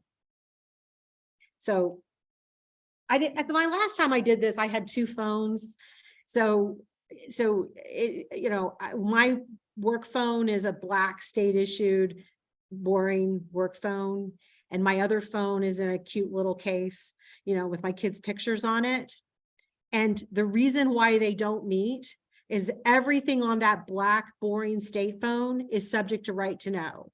So, and at least some of mine is, no, granted, some of mine is confidential and attorney-client privileged, but let's start with, it's all subject to 91A.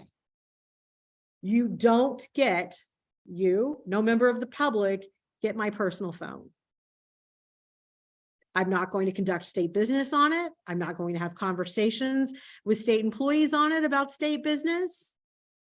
They're going to stay separate. And that's one of the reasons why you would like to have a separate email. So if you ever got subject to right to know request, and I had to, you know, you were like, we've got to pull together all of the correspondence that this committee's had from the last 2 years, you have to go into one Gmail and you just have to print out, you know, 30 emails, and you don't have to go back through every single email that you had, including all of the target ads, to find what needs to be produced in response to a right to know.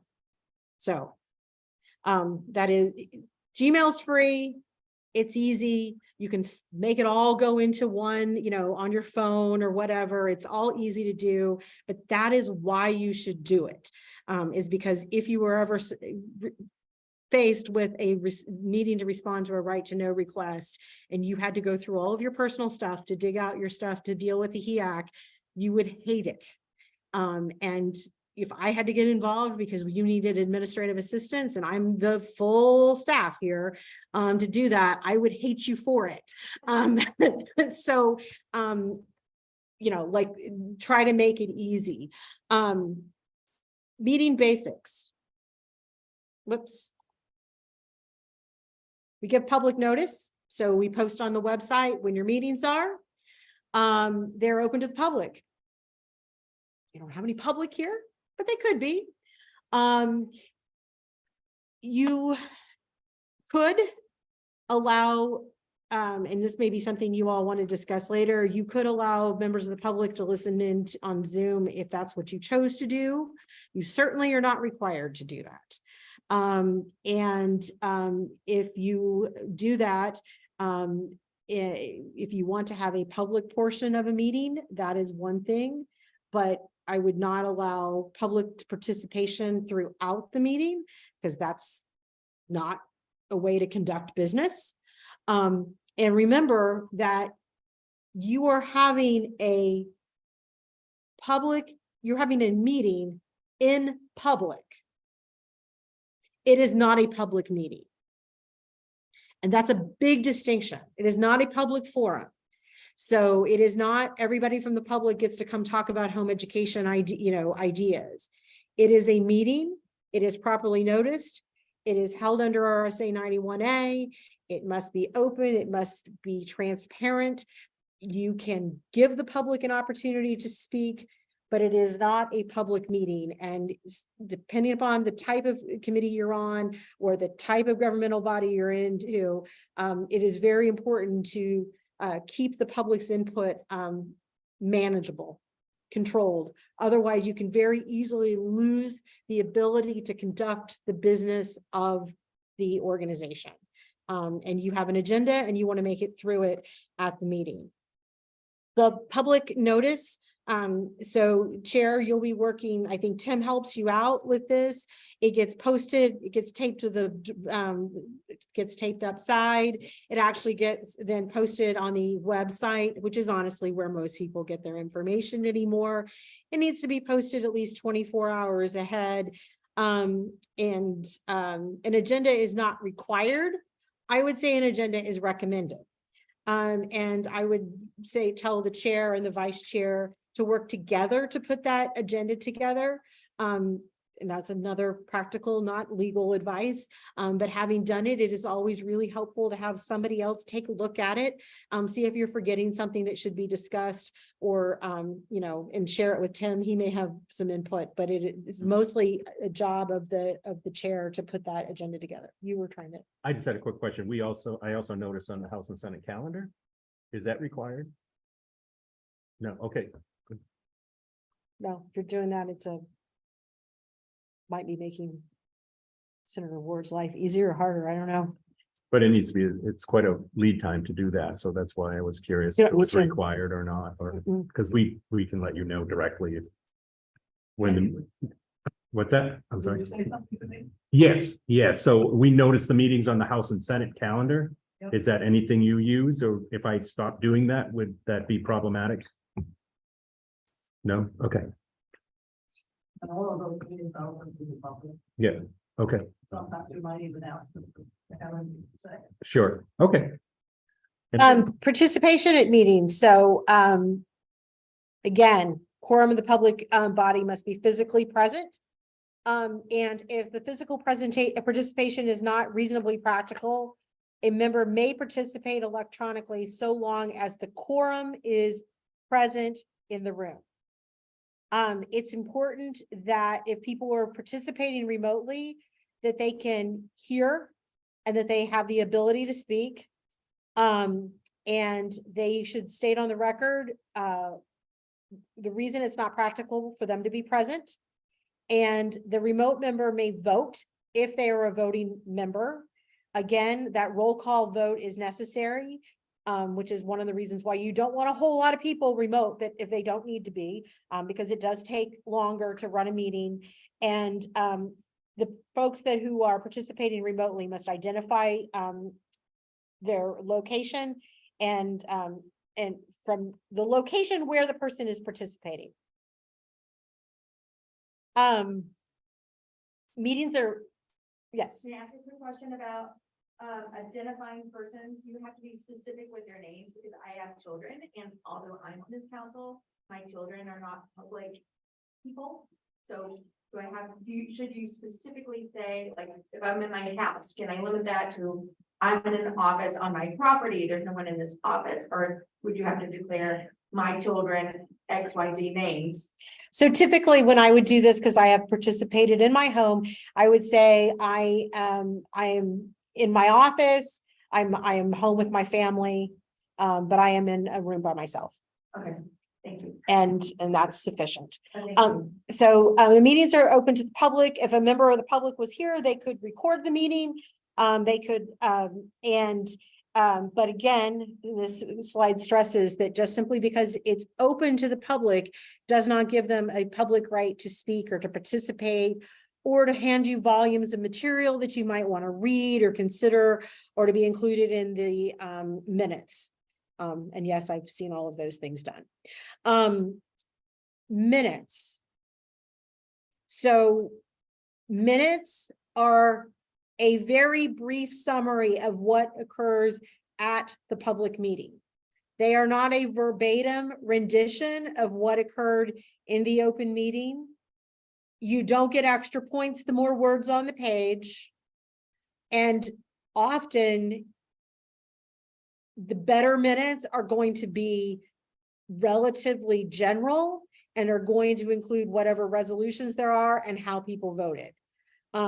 So you want to have who was there, a brief description of the subject matter that were discussed. And if you've built the agenda, oftentimes that can be, sort of pulled into your minutes and then built out. And any final actions, which is really who made the motion, who seconded it, and what was the vote. And again, noting in the minutes, when you have people participating remotely, that it was a roll call vote, but it doesn't, all you need to do is roll call vote 7-0.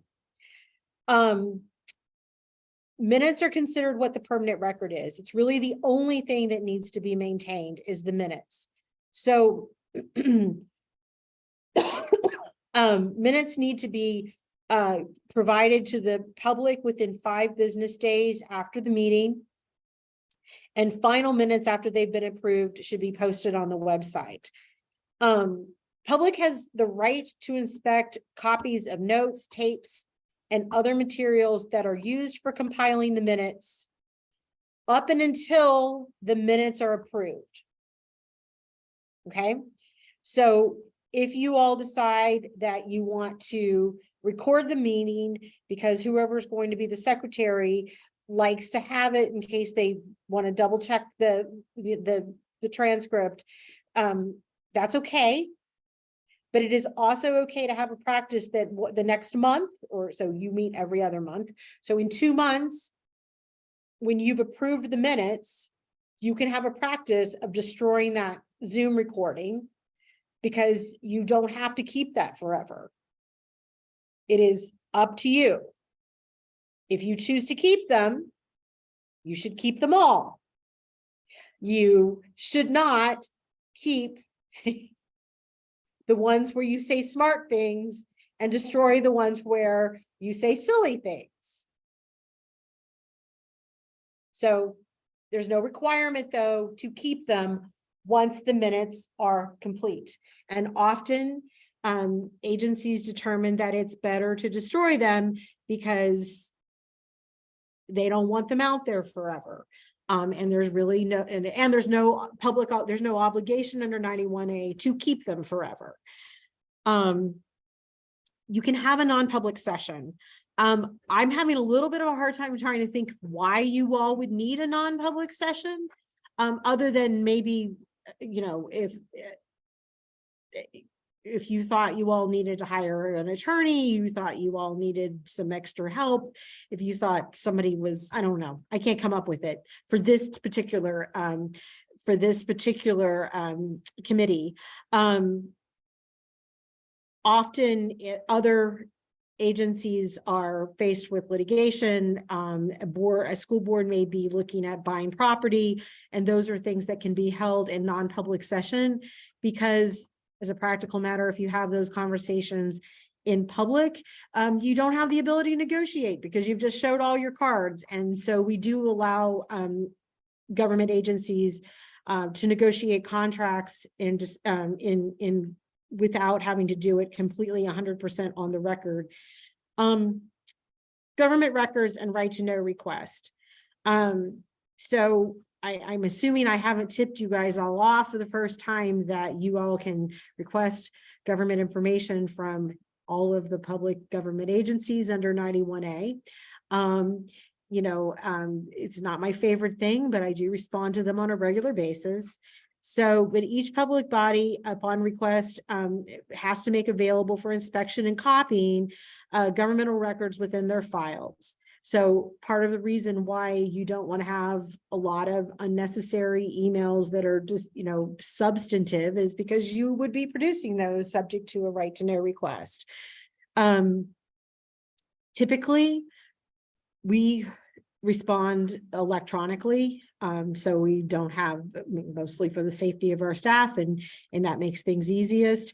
I have an advisory council that every single month got a right to know request for their recording. If you haven't fallen into that sort of pattern, you've gotten really lucky, but you may find that that's what happens. So types of documents that could be requested: emails, paper files, computer files, voicemails, text messages, you name it. if it's either a, piece of paper or an electronic document, it can be obtained through a right to know request. And agencies typically interpret these broadly, and the fact that it's burdensome, time consuming, oppressive, you don't have a staff, none of that was really considered when 91A was drafted. And so you still have an obligation to respond. We've covered kind of intermingled, we'd answered some of this, we've gone through kind of during the beginning part before we got to the presentation. I know you had a few questions, but I think we've gone through them all. Are there other issues that, Tim's like, yeah, forget it. No, just Tim Carney again. So noticing a meeting, what is the time requirement? Did you say 24 hours? Yeah. On our website? Yeah. Oh, okay. Great. I thought it was 10 days or. Yeah, it's supposed to be two places. So website and front doors typically are two places. If this is April, I have a question about non-public session, adversely affect reputation. For example, I don't know if this would be an appropriate type of thing. I couldn't think of a scenario, so I want to run this past you. A parent contacts one of us regarding a superintendent making a comment in public that something is alleged. We don't really know. Would that be non-public? Because it really could adversely affect. The superintendent. Right. Yeah. And yes, you could go into non-public for that purpose. I think you could go into non-public. You can't go into non-public to protect one of you. And so, I'm going to pick on you. You're like, you knew it. If the conversation was, you did not feel that Tim was adequately doing his job and he gave you bad information and you had other complaints, that needs to actually be done in public, not in a non-public session.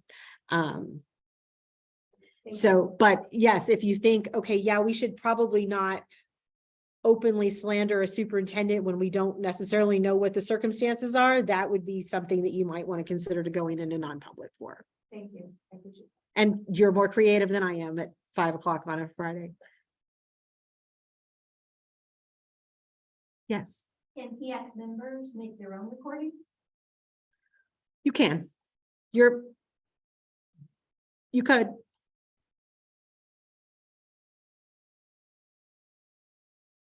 Now, I'm just going to point this out as because just in case it's not obvious, you decide if we're not going to keep recording, if the agency or the organization, if the committee is not going to keep recordings, you're going to record it. And you have all the recordings and someone submits a right to know request. Now you're responsible for providing all the recordings. Of the ones that they've done? No, the ones you've done. Yeah. Yeah. Yeah. So, yes. You may, Michelle, who asked the question? of course.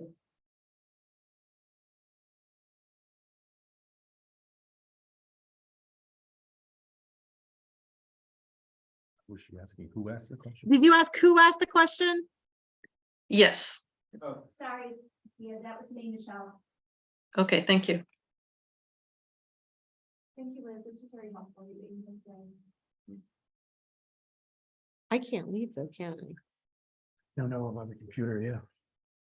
Well, yeah, we have a time issue too. Yeah, I would like to make a recommendation that we just table discussion of protocol. It'll allow a time issue and I'll hope more people will attend next meeting. I have a clarification question for Liz. So as April and I are working on this bullet point list of history, best practices, SOPs, whatever we decide to call it, that would be discoverable under 91A. So if we have email or phone calls exchanged. Is that right?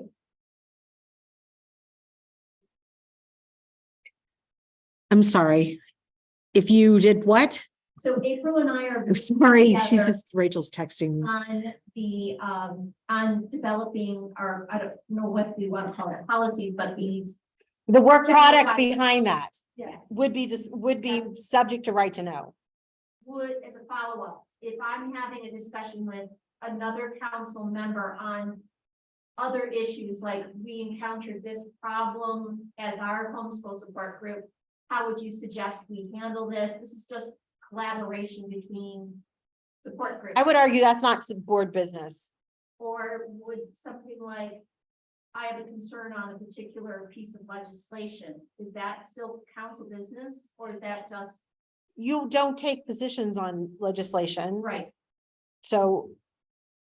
No, I think you can have a conversation with another member of this committee on regarding legislation, because this committee is not charged with. Making recommendations, and my understanding is you don't take positions officially as a committee on legislation. I understand we're rules, but not. On rules, yes. But not. So that yes, you have. You're asked by statute, we give you notice of rulemaking, and so if you were to have that conversation regarding rulemaking, I would say that's something that needs to be held in the public meeting. If it is regarding legislation that is pending, it just happens to deal with home education, it is not something that this advisory committee is going to act formally on. I think you're free to have that conversation. So I- Liz, yep, I do have a question, but Yes, okay. if there were a non-public session and let's say it was to hire an attorney for some issue, who pays for the attorney? Yeah, I'd have to look at Whoever the. volunteered. So I don't think you have any funds.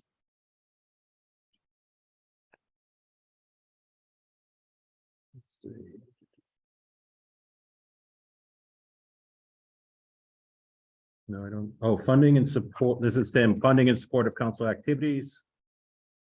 Serve without compensation. Subject to available funds, the department shall financially support the activities of the council, including but not limited to such expenses as mileage, secretarial assistance, and meeting facilities. So, subject to the availability of funds, which we don't. Yeah, which you don't have.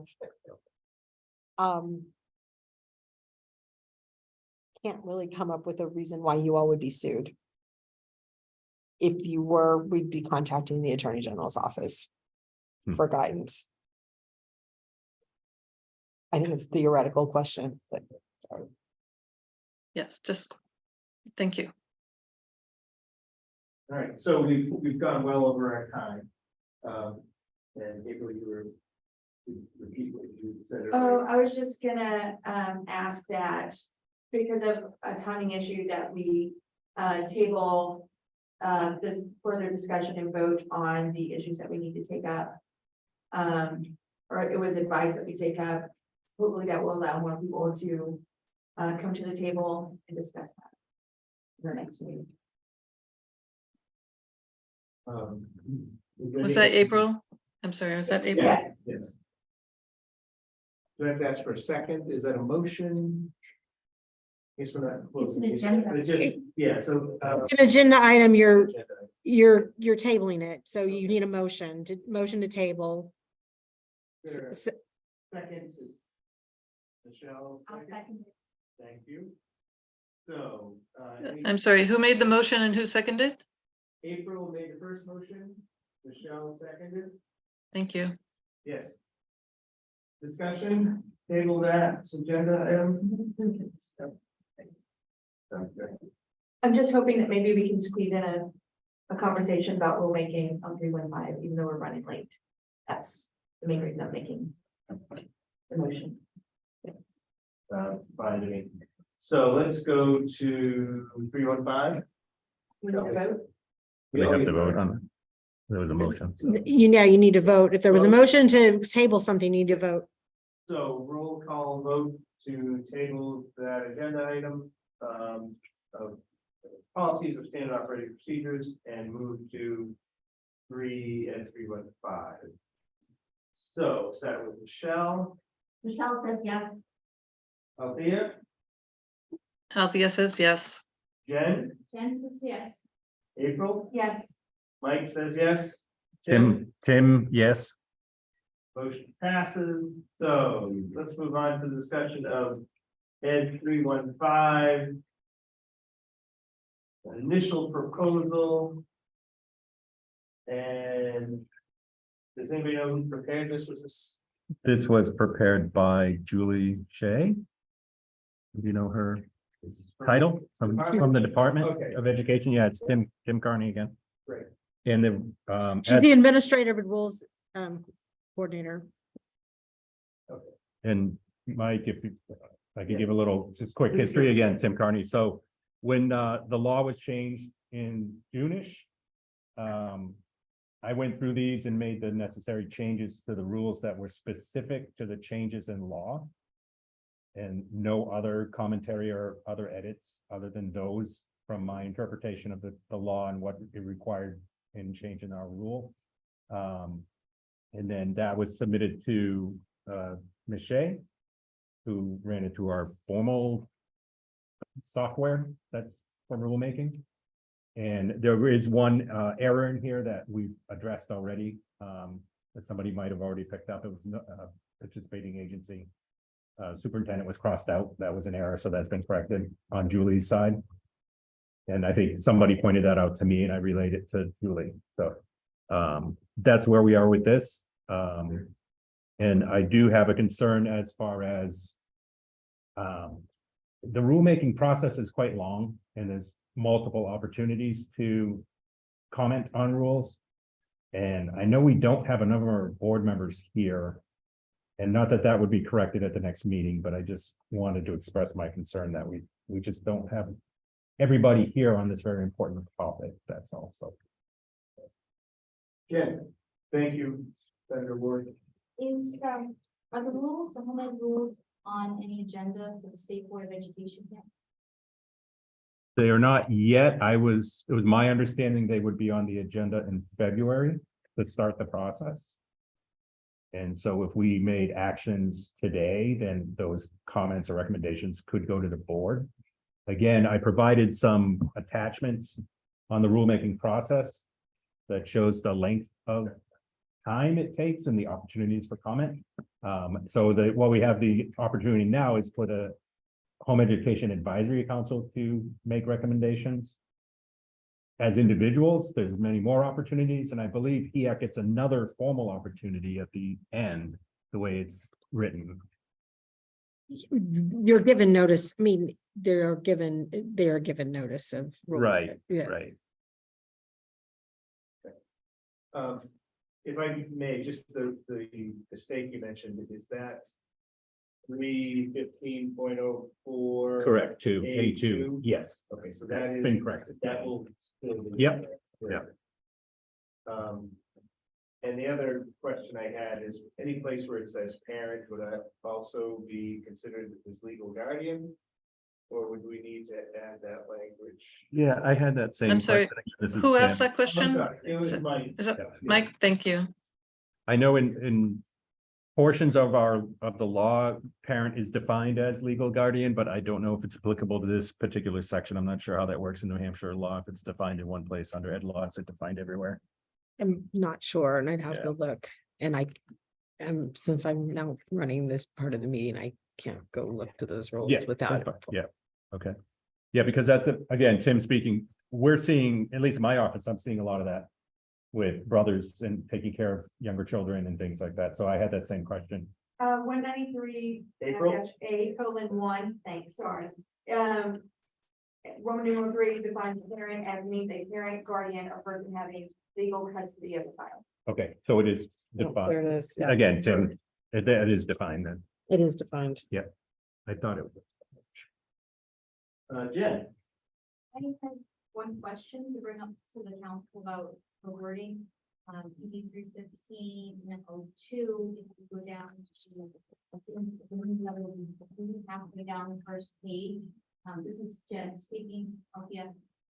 It says educational progress means growth and learning commensurate with age and ability within the child's individualized home education program chosen by the parent. I didn't know because of the law change, we wanted to include their age, ability, and or disability. Because that's, what the law change included. That's a great recommendation because it mirrors the language of the law.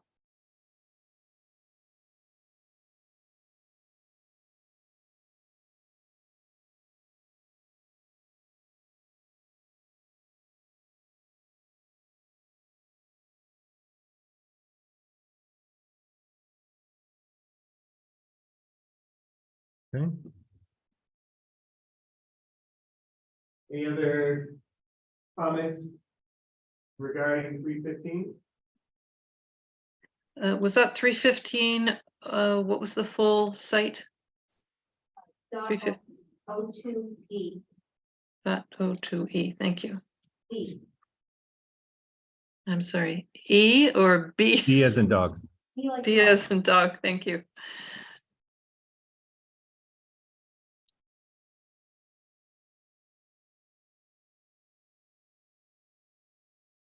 And Tim, you were stating we would have plenty of other opportunities to comment. Either individually, correct, or I think, as I recall, there is one other formal HEAC opportunity near the very end. Thank you. Any other questions for Tim at this time or regarding 315? Hurry, everybody. It's my understanding that in the past, the HEAC was more involved in the process of rewriting the rules. There was actually a subcommittee set up to engage in that process. What is the reason that this procedure has been changed? I don't know, this is Tim speaking. I don't know that it's been changed. These rules were open simply because the law necessitated the rules be updated. And Liz might correct me if I'm wrong, but I believe that HEAC has the ability to create a committee if it would like, and I don't know, they have part of their charge is to recommend rules, right? Yeah, I mean,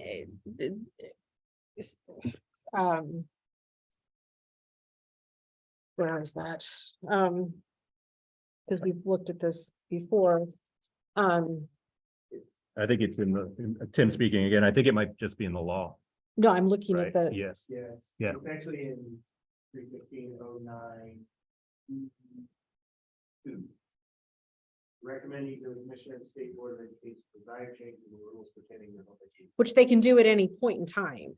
Right. There isn't, but so there was there no were, change to the procedure, it's just HEAC hasn't chosen to create a committee, I guess. no, I mean, and the agency, so these changes to the rules were going to be brought forward by the agency because there were statutory changes made. We don't have, the agency is not required to, when we know there's changes that need to be made, to wait for HEAC to tell us to do so. We have an obligation, in fact, to run the agency and to change the rules when they have become stale due to a legislative change. And so nothing else, absent any other recommendations, the agency brought forth recommended changes. This was actually, I mean, if you look at the statute, if you look at the rules, because we had a little bit of a hard time kind of figuring out what all of those rules meant, because it doesn't tell us when they're supposed to go to you all for comment. So this was sort of done as a courtesy. What the rules are very clear about is the State Board of Education is supposed to give you notice of rulemaking, but that's after the initial proposal goes forward. So this ability to comment was really done as an accommodation to the board, to the committee, is not statutorily required. Okay, and I know it's not required, I understand that. I just am of the understanding that in past years, when there has been a change in the law, the HEAC established a committee. I mean, for example, with the mistake that was it Tim that you referenced? Yep. That was something that the members of the New Hampshire Homeschooling Coalition caught in reviewing the draft that you sent out. If the HEAC had a committee and had meetings and conversations, we all would have noticed the change and could have worked it out in advance. So what I hear is that this committee should be much more active. Because this is not a fault of the agency. That this is this is a proactive piece that if the committee wants to be involved in, they need to be acting proactively. It's not Tim's job as an agency employee to form a committee of the HEAC. The HEAC has a right to recommend rule changes to the state board. right, thank you. Yes, and I understand that, and there's no disrespect, of course, and no. It's simply my questioning how we are going about this process now, as opposed to my understanding of how it was done before. And I appreciate the clarification. Obviously, we've had some turnover. We're all learning and doing our best. And I appreciate that the draft was sent to us and that we had that opportunity to comment. April.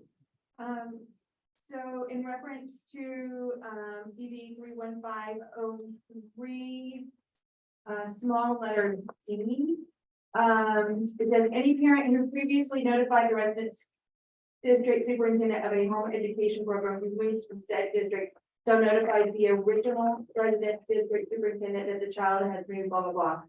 I feel like the word original could be left out. That could be confusing because some students may move more than one time.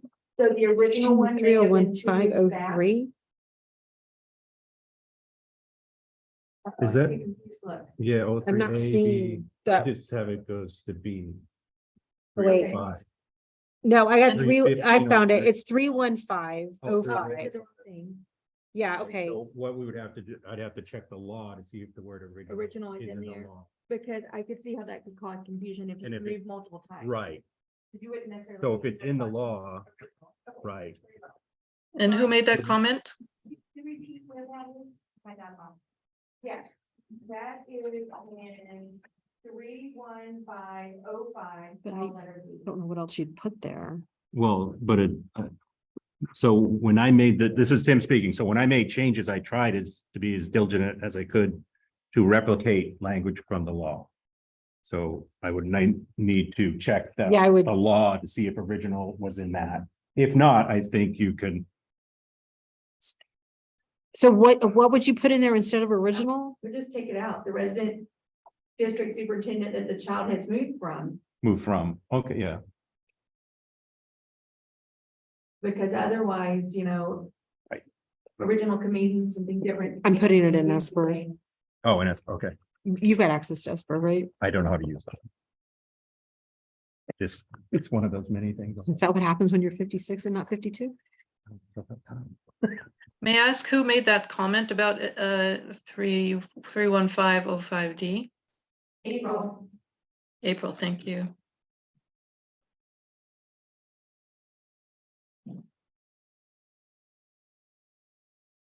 Tim, is there time for, Originals and Originals in the statute. Okay. originals in the this is Tim. So the word original is in the statute. Can you tell me what that is? People have a statute here and I'm just nuts. So it's.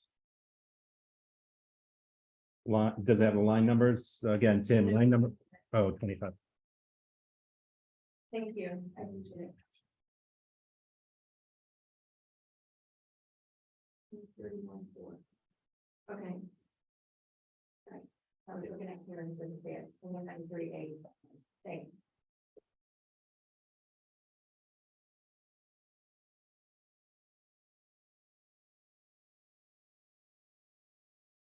Tim, if anybody else has comments. Oh, you, Jen? I just have a question for the attorney, about 193A on rulemaking, where it says, you're saying, giving notice to the HEAC council, and says, submit any notice of proposed rulemaking under RSA 541A6 and any final proposed rule under RSA 541A12 in Education Advisory Council for review and comment.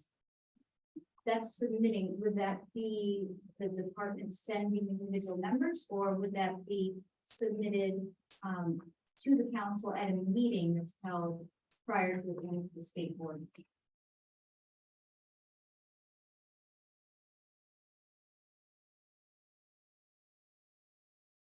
I don't think that you're, that's not how I read this at all. State Board of Education has an obligation to adopt rules.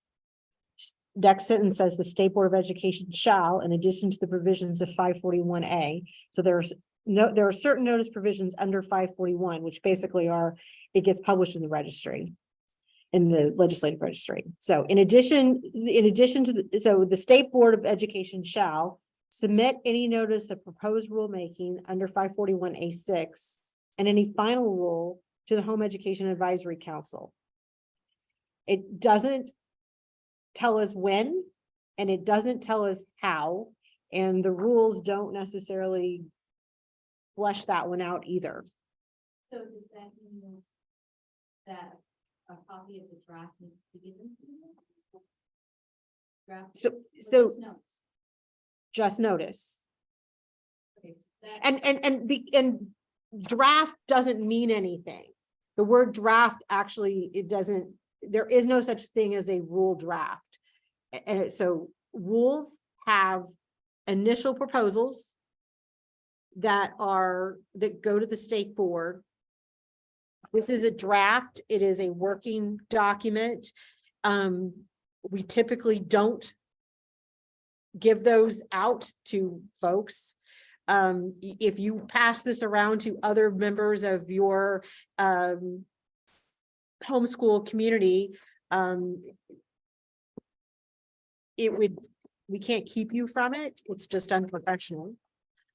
It's because we don't, if I was given a right to know request for those drafts right now, we would not be giving those out. Period. It is because when I said we were doing this as an accommodation, because this committee had not given us any recommended rules, that's why we shared these. In hopes that we would make the initial proposal process. An initial proposal is a legal term in 541A that goes before the state board and has to be approved. And once the initial proposal is approved by the state board, then the rules really go into rulemaking. And that's when the state board would give you all notice that they've entered rulemaking. After the initial proposal is approved by the state board, there's a public hearing. Like I said, usually 60 days after, usually 2 months after the initial proposal is approved by the state board, that is when you all could come individually or as a committee and provide testimony. Obviously, if you're going to do it and say, I'm coming as the HEAC, you need to have a vote and determine what your recommendation is. Yeah. If you want to come and you want to speak as yourself, you're going to say, I'm Liz Brown. I happen to be a member of the HEAC, but I'm here speaking as myself today. And that's perfectly okay, because you don't lose your First Amendment rights when you join a board. Does that make sense? But there's an initial proposal, and then there's the final proposal that gets approved by the state board that is after the public hearing. So you have initial proposal, you have hearing. We get comments from lots of people, including Office of Legislative Services, that sometimes will tell you things like if you remove the word original, that you're going to make you put it back in. And sometimes things that don't make a lot of sense to some of us, and we have to scratch our heads trying to figure out how we're going to make them happy, because they are part of the process as well. And then there's the final proposal goes before the state board, that gets approved.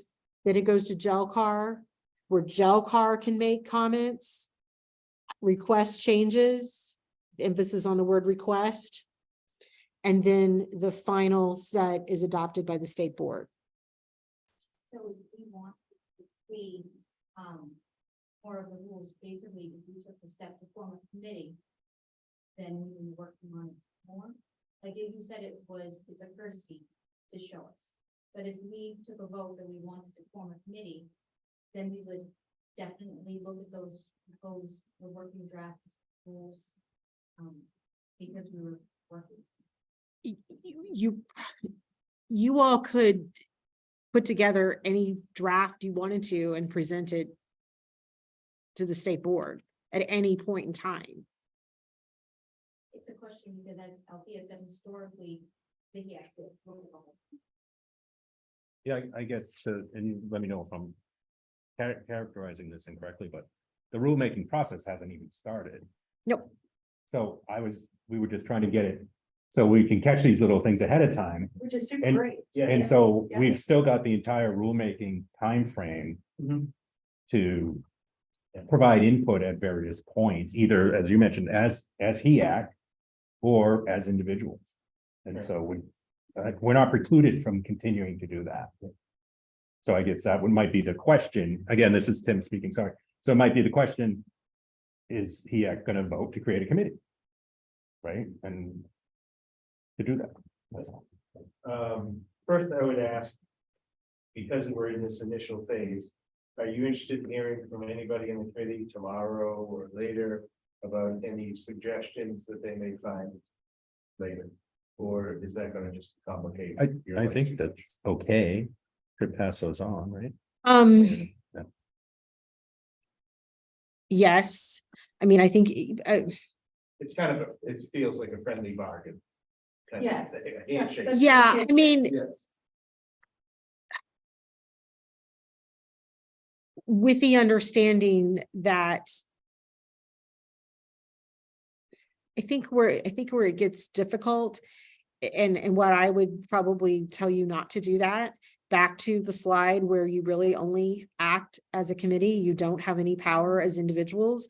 And to the extent you're all perfectly welcome to show up at the public hearing. In fact, I would encourage you all to do so. And I would encourage you all to ask your other friends that are in your co-ops and whatever to come and talk at the public hearing. But that's the way that individuals get to come and weigh in on the proposed rules, is in the rulemaking process, is at that public hearing. Or at that point in time, because if he gets, and it's possible that he gets one comment from you by email and a different comment by you by email, and he doesn't take either one of them, and they actually conflicted. Well, the two of you don't know that you just gave him conflicting Sure. orders, and he really says, well, I'm only supposed to take recommendations from the council, not from individual members. So to the extent that you all have things that you can vet in this, and you all, and we can at least get, yep, that's the consensus, then I would say that's helpful, but I don't want him peppered with 15 different philosophies of how these rules need to get done at this point. Understood. Thank you. And what is the timeline for the next step after this initial? So I think the plan is that these will go forward as an initial proposal to the state board in February, which would make April most likely, state board meeting to be the one where we do a public hearing. I have a question for because you provide I love your reports, they're very detailed. I love the way your mind works and that on paper for us. Just following it, dotting the i's, crossing the t's. Would it be too much as part of that report to possibly include where it is in the process? Just a little more. Yeah, I can do that. I don't see any problem with that. Okay. Yeah. That'd be so helpful. Yeah. Because the board meets the second Thursday of every month. We meet the third Friday. So we would be meeting a week after. If we had a meeting next month, our meeting would be a week after the board has had these rules presented for the first time. So we would want to decide if we want another meeting in February, if people wanted to create a committee at that point. Would be something to talk about. So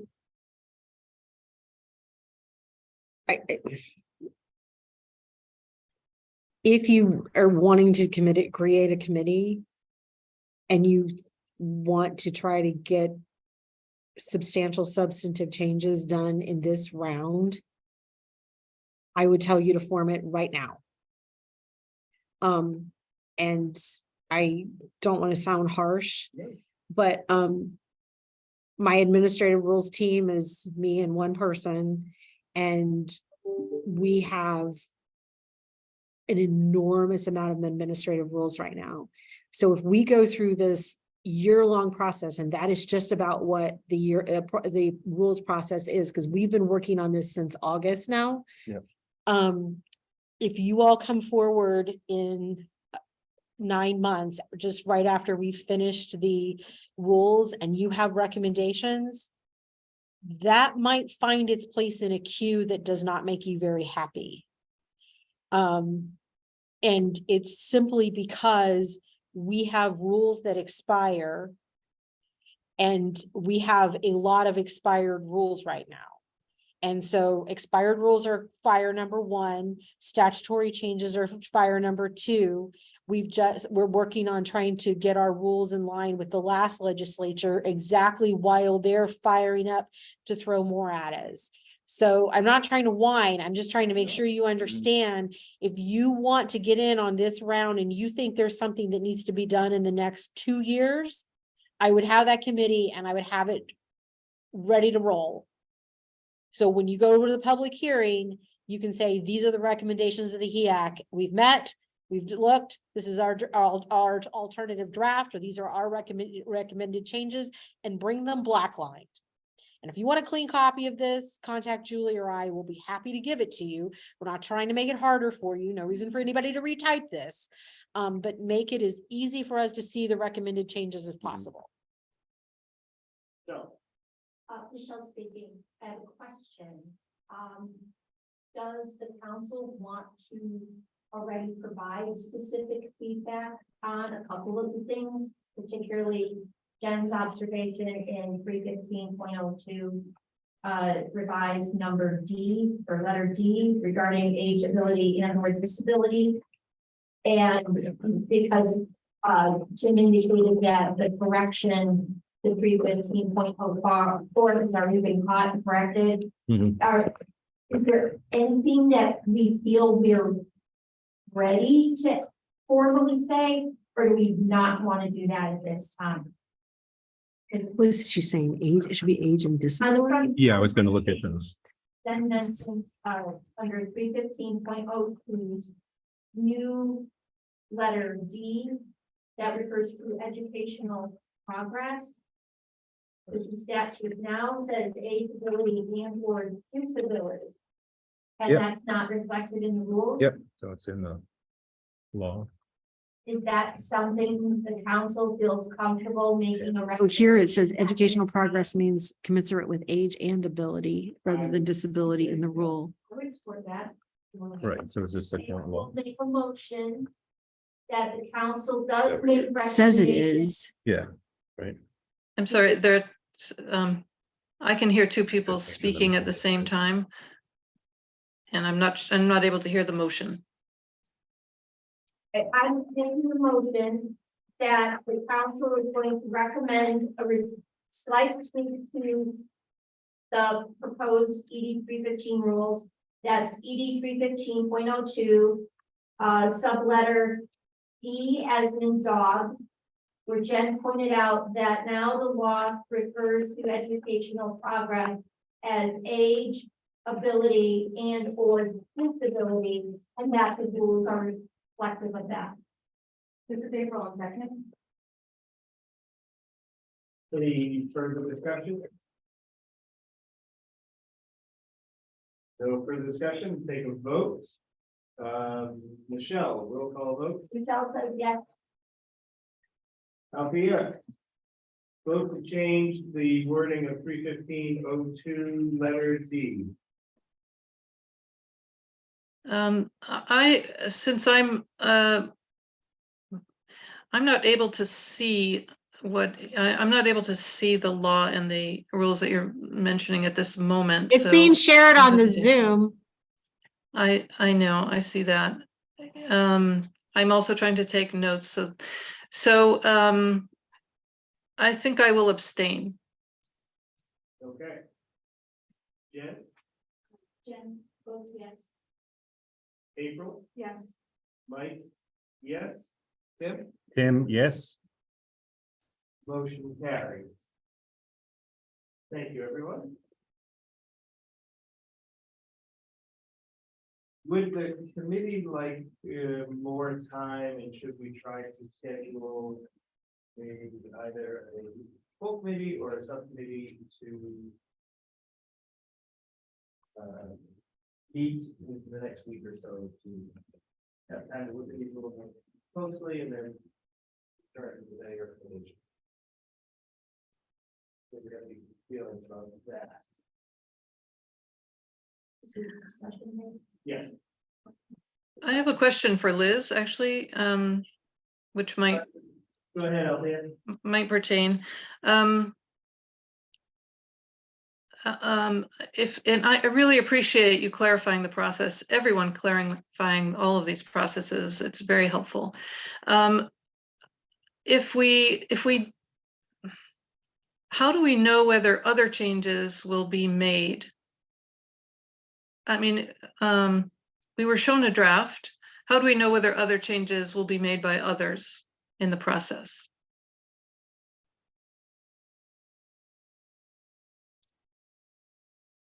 I'm not sure I'm understanding what your question is. So the initial proposal, the final proposal, they're all public records.